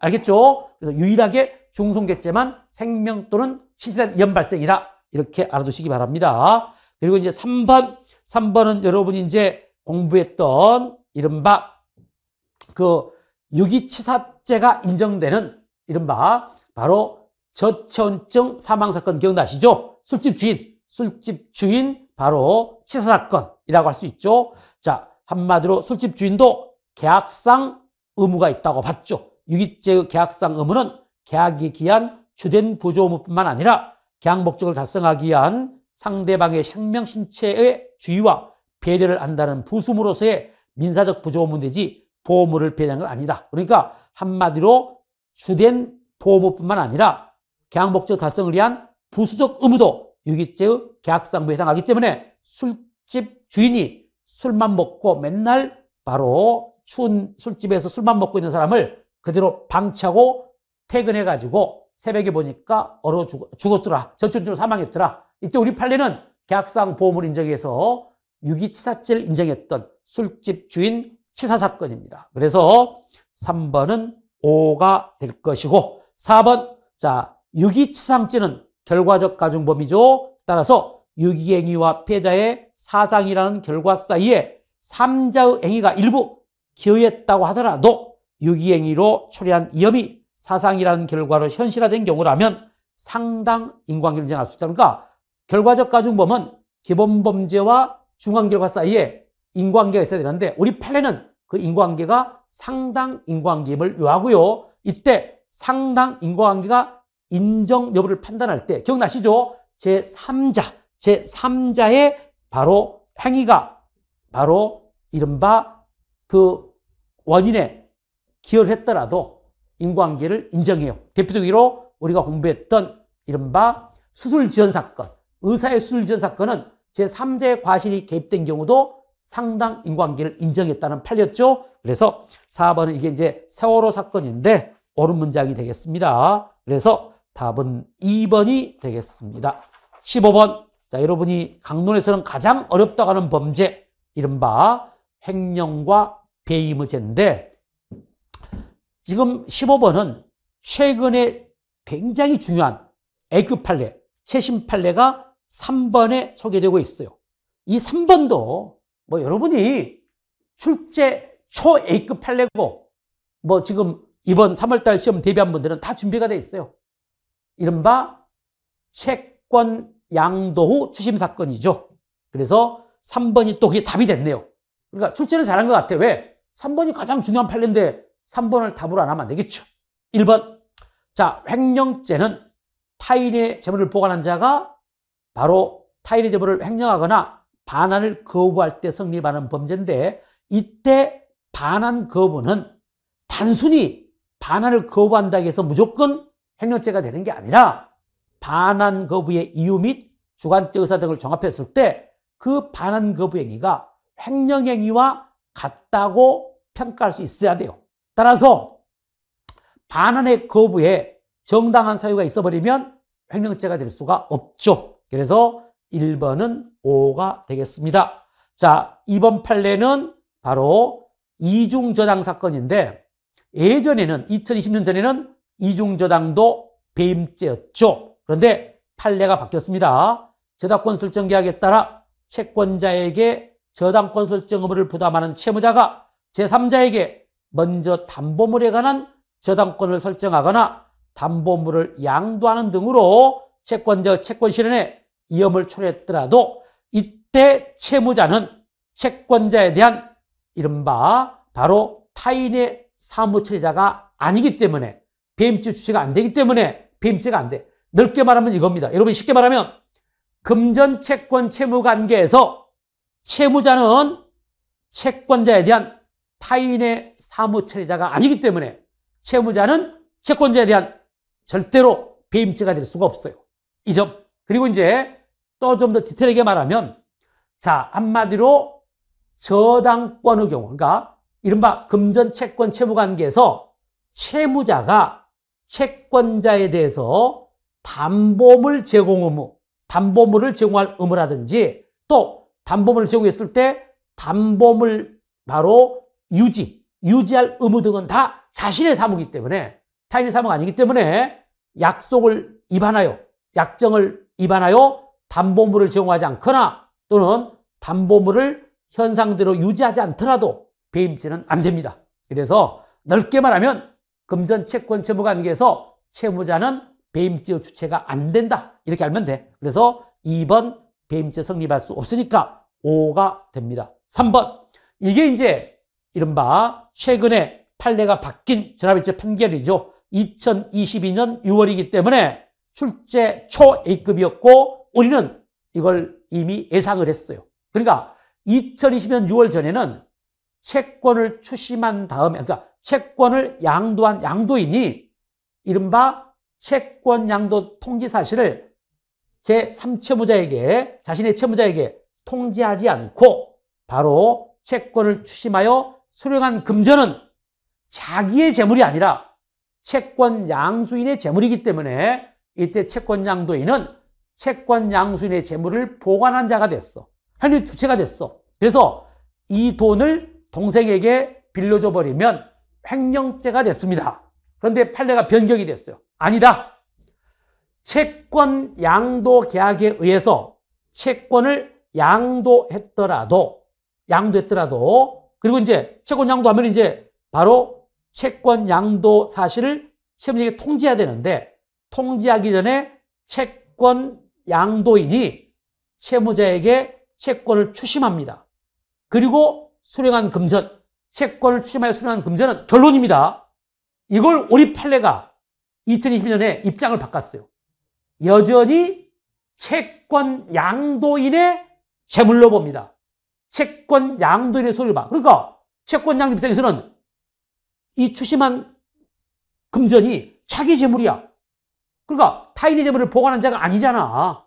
그러니까 횡령의 주체인 타인의 재물을 보관한 자가 아니니까 이걸 임으로 처분하더라도 횡령죄가 돼, 안 돼? 안 돼. 그에 대한 구체적 사례가 바로 지금 3번에 나와 있는 임차보증금 양도 사건이야. 자, 건물의 임차인이 임대인에 대한 임대차 보증금 반환 채권을 제3자에게 양도했는데도 바로 양도하였는데도 임대인에게 채권 양도 송지를 하지 않고 임대인으로부터 남아있는 임대차 보증금을 반환받아 보관했을 때 이 임대차 보증금이 누구 소유라고? 채권 양도인의, 즉 건물의 임차인의 바로 소유라는 겁니다. 따라서 이걸 개인적으로 소비했더라도 자기의 재물이니까 타인의 재물을 보관한 자가 아니기 때문에 바로 이른바 횡령죄가 성립할 수가 없다는 거. 이게 바로 그 유명한 채권 양도 후 추심 사건입니다. 3번. 그래서 3번이 틀렸네요. 그리고 이제 4번은 대표권 남용 사건이죠. 이것도 시험에 A급입니다. 자, 이걸 뜯어보면요. 주식회사 대표이사가 대표권을 남용하는 등 임무에 입하여 회사 명의로 의무를 부담한 행위라면 이건 배임죄가 돼요. 여기까지는 업무상 배임죄가 돼. 대표권 남용 행위가 회사에 대한 손해 발생을 가져오기 때문에 배임죄가 되는데 문제는 여기서 중요한 것은 두 번째 줄이죠. 그런데 문제는 그 상대방이 대표권 남용 사실을 알았거나 알 수 있었다면 이런 경우는 다릅니다. 이런 경우는 상대방을 보호할 필요가 없잖아. 알고 있었거나 알았으니까. 이런 경우는 상대방을 보호할 필요가 없으니까 이른바 이때 의무부담 행위는 회사에 대해서 무효가 됩니다. 회사가 의무를 부담하지 않아. 원칙적으로는. 그래서 회사에 대해서는 바로 이 대표권 남용 행위가 무효가 돼. 즉 회사는 바로 의무를 부담하지 않는다니까. 따라서 바로 그 의무부담 행위로 인하여 실제로 채무의 이익이 이루어졌다거나 회사가 민법상 불법행위 책임을 부담하게 됐다면 배임죄가 되겠지만 그런 경우가 아니라면 조심할 거. 배임죄의 기수는 성립할 수 없어요. 그런데 조심할 것이 배임죄가 안 되는데 더 디테일하게 말하면 정확히 말하면 배임죄의 기수는 안 돼. 그러나 실착은 있기 때문에 실행의 착수는 있기 때문에 바로 배임죄의 미수가 되는 겁니다. 그래서 바로 자 배임죄의 기수에 이른 것은 아니다. 이건 맞아. 그러나 이 경우에도 대표이사로서는 배임의 범위로 임무이행위를 함으로써 실행의 착수가 있었기 때문에 배임죄의 미수가 돼요. 여러분이 공부했던 이에 대한 대표적 사례가 약속원 발행이었죠. 대표권 남용행위가 약속원 발행 경우에 대한 여러분이 판례 입장이 어떤 경우는 배임죄 미수고 어떤 경우는 배임죄 기수였죠. 그 판례에 대한 소개입니다. 그래서 4번은 옳은 문장입니다. 그래서 답은 3번이고 15번 경우도 최신 판례를 고려했을 때 당연히 여러분들은 3번 판례를 알고 있어야 돼. 지금 나는 3월 23일 날 검사직 시험을 봤는데 3번 판례가 처음인데 생소한데 기출문제 없던데 그러면 공부 안 한 겁니다. 이 정도는 전화비체 판결이잖아. 2022년 전화비체 판결은 초 A급 판례예요. 이건 뭐 나올 것이 거의 뭐 명확하네. 이걸 공부 안 해가지고 처음 본 판례다? 그건 시험에 대비가 안 됐다는 거예요. 그래서 바로 채권양도 추심 사건은 횡령죄가 안 돼요. 그 이유가 뭐라고? 수령한 금전은 채권 양도인의 소유이기 때문이라는 거. 이 점. 자, 16번 갑니다. 작물죄에 관한 설명으로 옳은 건 나와 있죠. 1번은 고전적인 판례지만, 자, 우리 판례는요, 횡령죄의 교사범이 바로 그 횡령한 물건을 취득하게 되면 횡령 교사죄뿐만 아니라 별도로 작물 취득죄가 성립하고 죄수는 뭐가 돼? 실경이 되겠죠. 횡령 교사죄와 작물 취득죄의 실경. 그러니까 논점은 뭐냐?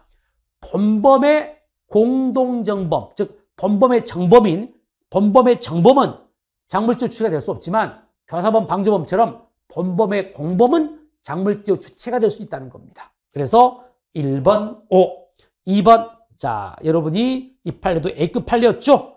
취득이냐 보관이냐, 여러분이 아시겠지만 취득은 사실상 처분권을 획득해야 됩니다. 그런데 2번 보수를 받고 본범을 위해서 키워드 일시 사용할 목적으로 작물을 건네받은 것만 갖고는 취득이 될 수 없고 무엇에 불과하다? 보관에 불과할 뿐이야. 작물 보관죄가 되지 취득죄가 안 됩니다. 작물 신용카드 보관 사건. 그리고 3번은 자주 등장했죠. 재산범죄를 저지른 이후에 별도 재산범죄 구속요건에 해당하는 사후행위가 있었다면 비록 그 행위가 불가벌적 사후행위로서 처벌 대상이 되지 않더라도 그 사후행위가 바로 처벌되지 않더라도 그때 취득한 재물은 재산범죄로 인하여 취득한 물건이기 때문에 작물이 됩니다. 그래서 그 사후행위를 취득한 물건은 아까 말한 끝에 사후행위를 취득한 물건은 재산범죄로 인하여 취득한 물건이기 때문에 작물이 될 수 있다. 5. 4번 캘리포니아 리스 차량 바로 사건이죠.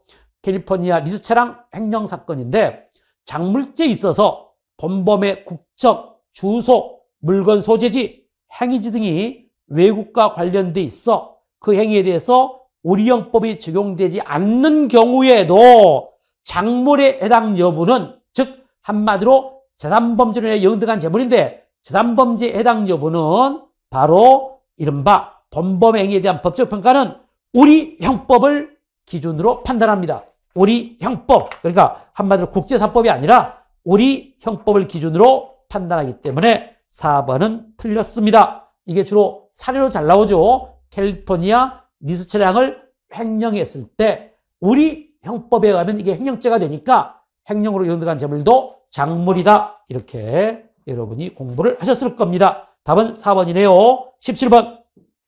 문서위조죄에 대한 설명 중 옳지 않은 거. 문서에 관한 죄가 원래 좀 어려워요.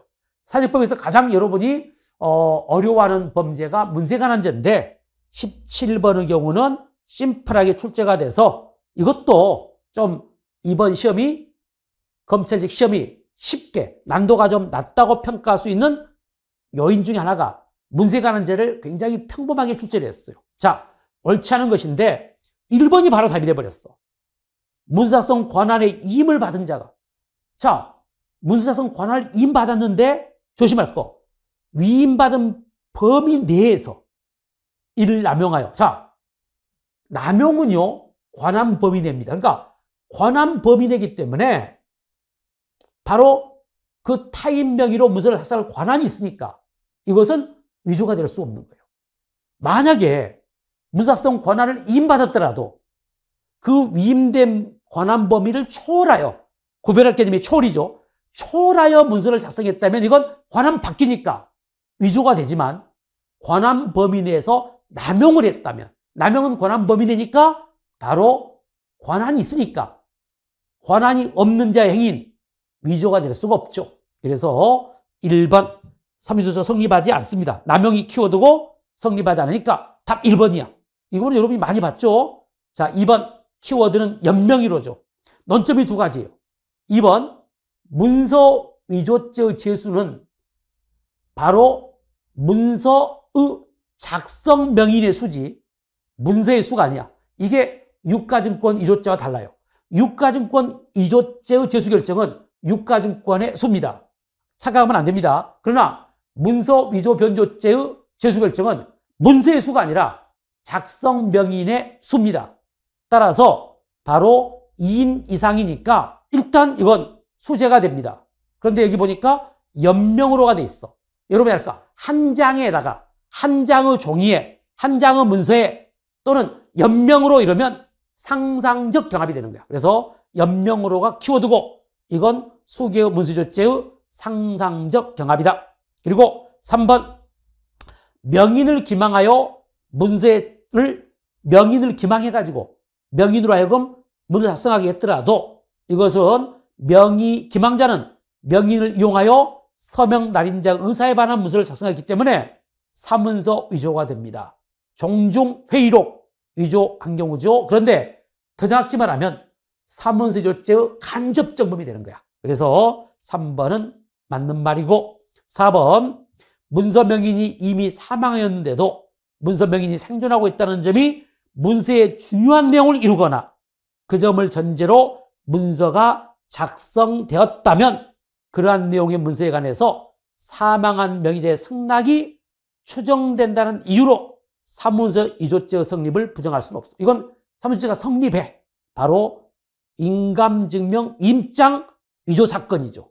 그래서 4번의 경우는 5가 되겠습니다. 여러분이 17번도 어렵지 않는 것은 2, 3, 4도 다 기출 판례들이고 1번은 초월과 남용을 구별했을 때 남용이 키워드인데 1번을 쉽게 답을 여러분이 알고 있기 때문에 설사 2, 3, 4 공부 안 하더라도 1번을 바로 답을 할 수가 있었기 때문에 이 문서에 관한 죄가 쉽게 출제가 됐죠. 18.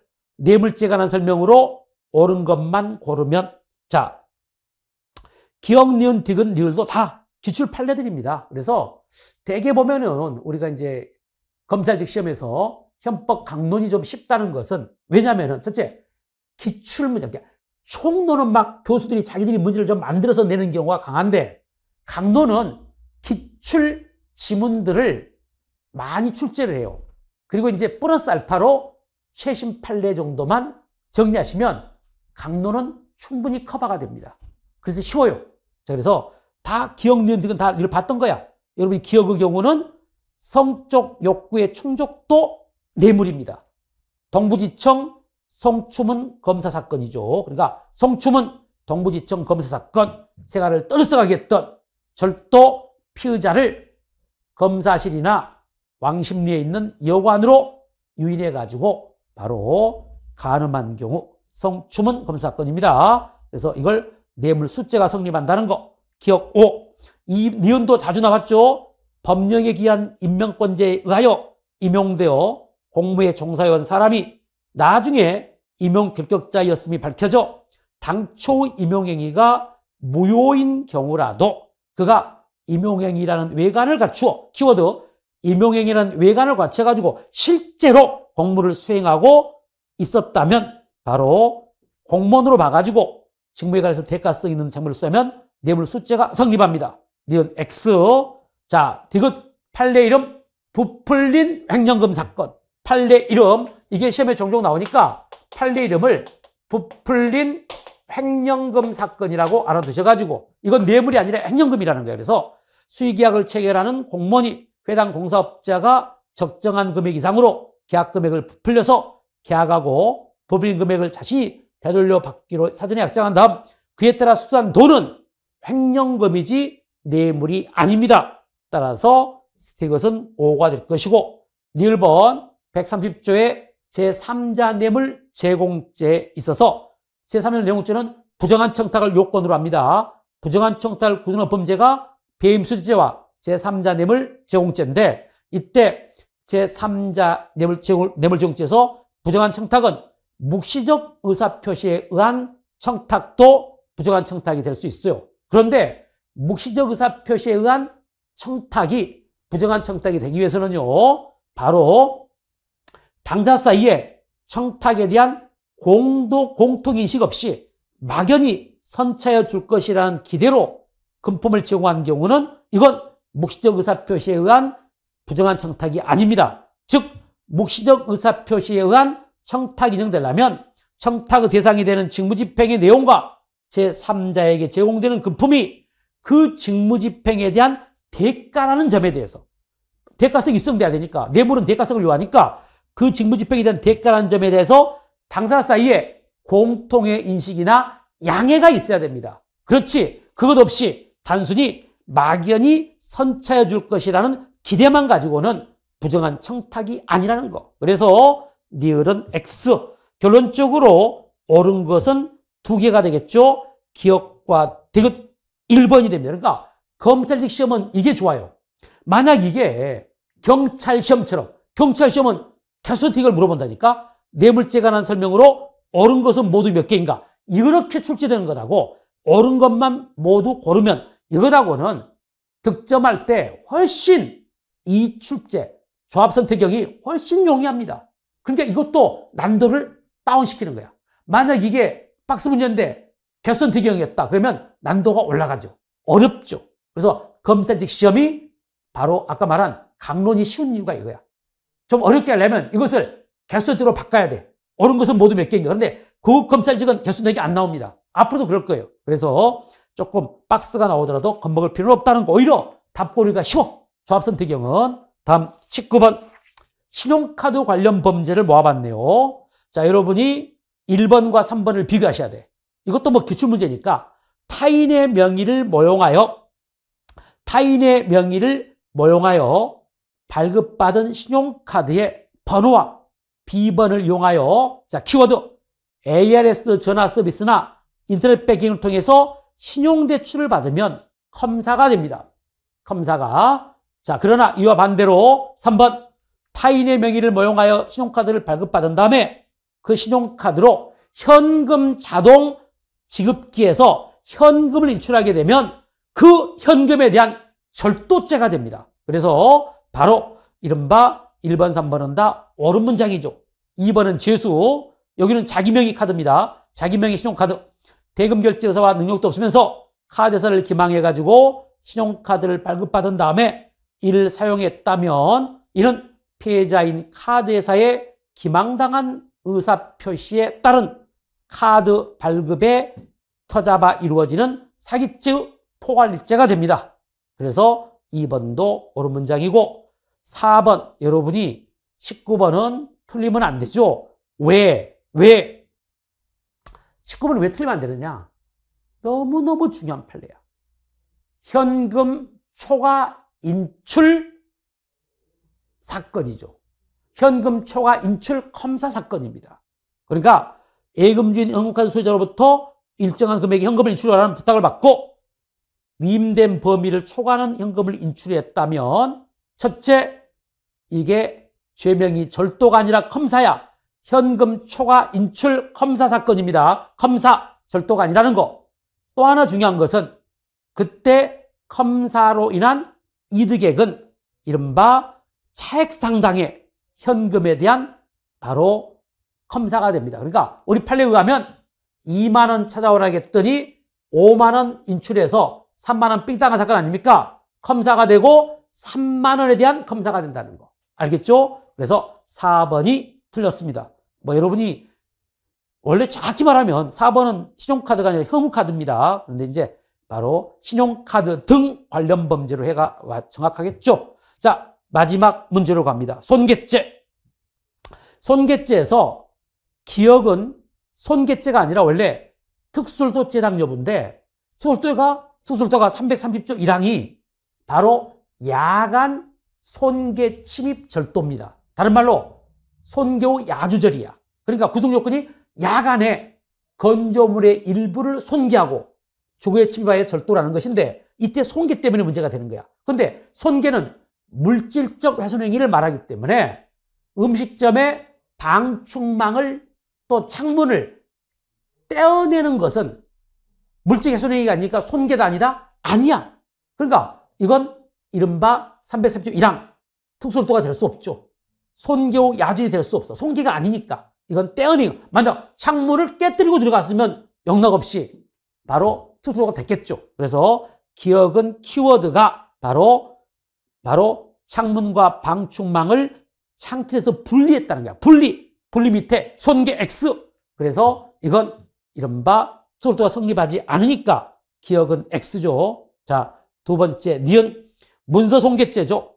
다른 기관에 접수되어 있는 자기 명의의 문서, 비록 자기의 문서라도 다른 기관에 접수되어 있으니까 이건 타인의 문서가 됩니다. 이것을 함부로 무효화시켜 그 용도에 따라 사용할 수 없게 되면 이것도 효용을 위한 것으로서 손괴가 됩니다. 그래서 무슨 손괴다 하니까 니은은 O가 되겠죠. 다음 디귿번은 비교적 최신 판례. 이것도 굉장히 중요하죠. 이른바 자동문 손괴 사건입니다. 판례 이름 항상 명심할 거. 여러분이 판례 이름을 우리 강론의 범죄에서 자동문 사건 그러면 이 판례가 중요해. 시험에서 자주 나와. 여러분 기출도 많이 봤죠. 그런데 자동문 사건 그러면 나왔다 자동문 사건. 그런데 손괴죄인지 아닌지가 헷갈려 버릴 수가 있어. 그러니까 항상 여러분 지금 머리 좋잖아. 그러니까 자동문 사건이라고 하지 말고 이게 손괴죄가 안 됐으면 자동문 사건이야. 근데 손괴죄가 되니까 이걸 자동문 손괴 사건이라고 여러분이 판례 이름을 명명하시는 게 좋아. 자동문 손괴 사건. 손괴죄가 돼 안 돼? 되니까 손괴 사건이지 안 되면 손괴 사건이 됐겠어? 자, 그래서 디귿번의 논점은 바로 이른바 이 자동문을 설치한 자가 설치비를 받을 때까지 일시적으로 자동잠금 장치 역할을 할 수 없게끔 해놨죠. 손으로만 개폐할 수 있게끔 한 것은 자동문의 본래의 용법에 따른 바로 본래의 용도에 따라 일시적으로 사용할 수 없게 하는 것도 효용침해입니다. 그러니까 손괴죄의 효용침해는 꼭 이용구적임을 요하잖아요. 일시적으로 그 본래의 용도에 따라 사용할 수 없게 하는 것도 효용침해니까 자동문 손괴 사건, 손괴죄가 됩니다. 그리고 이제 리을이 최신 판례입니다. 이게 최신 판례로서 지금 이제 앞으로 굉장히 뜰 판례가 되는데 이것도 논점이 손괴 의미, 바로 효용을 해야 한다는 것은 일시적으로 그 물건의 본래의 사용 목적에 이용할 수 없게 하는 것도 손괴가 되는데 이게 뭐냐면 주차되어 있는 차량, 이게 BMW입니다. BMW라는 차량 앞 뒤에다가 바로 앞에는 철근 콘크리트 구조물을 뒤에는 굴삭기 크러셔를 바짝 붙여놓아 빠져나갈 수 없게끔, 그러니까 바짝 붙어가지고 아무리 운전기술 좋아도 이걸 핸들을 틀어갖고 빠져나갈 수가 없어서 17시간 내지 8시간 차주가 운행을 할 수가 없게 했을 때 이걸 우리 판례는 자동차를 일시적으로 본래의 사용 목적, 자동차는 운행이 사용 목적 아닙니까? 운행을 할 수 없게끔 한 것도 자동차에 대한 효용침해로 손괴가 된다는 것을 바로 그래서 이른바 이 판례가 원래는 이제 여기 차가 BMW이기 때문에 저는 판례 이름을 BMW 손괴 사건, 자동차라고 해도 되니까 자동차 손괴 사건이든 BMW 손괴 사건 이렇게 붙여. 그러니까 아까 봤던 이른바 디귿번 자동문 손괴 사건 최신 판례 앞으로 계속 나올 겁니다. 이른바 바로 BMW 손괴 사건 내지 자동차 손괴 사건 이렇게 해두면 여러분들이 이 판례가 나오면 바로 손괴 사건이니까 손괴죄가 되는구나 이렇게 해서 답을 얻기가 좋겠죠. 그래서 답은 4번 니은 디귿 리을이 이른바 옳은 문장이 되겠죠. 그래서 답은 4번입니다. 자, 여기까지 우리가 이 3월 23일 날 시행됐던 2024년 국가직 9급 검찰직 기출문제를 봤는데 여러분이 아시겠지만 그렇게 어려운 문제는 없어요. 그래서 전체적으로 예년에 비해서는 난도가 조금 떨어지는 중정도 출제고, 그래서 여러분이 형법은 고득점을 하는 분이 꽤 많지 않았을까, 만점도 꽤 있지 않을까 이런 생각이 듭니다. 그래서 여러분이 이런 것들을 토대로 내년 시험을 대비하신 분들은 이런 점을 여러분이 잘 감안하셔가지고 정리를 잘 해두시고, 아까도 말씀드렸지만 형법은 판례 싸움입니다. 특히 강론은 더더욱 그렇죠. 그래서 87%의 판례가 출제됐는데 앞으로도 계속 이런 현상은 계속 유지가 될 거예요. 그래서 여러분들이 판례 중심으로 공부를 하시고, 다만 총론에서는 이제 학설들, 중요학설들 좀 정리를 좀 하시면은 무난히 고득점 할 수 있어요. 이 점을 명심하시기 바라고, 바로 다음 시간에 또 좋은 강의로 여러분과 함께 뵙도록 하겠습니다. 감사합니다.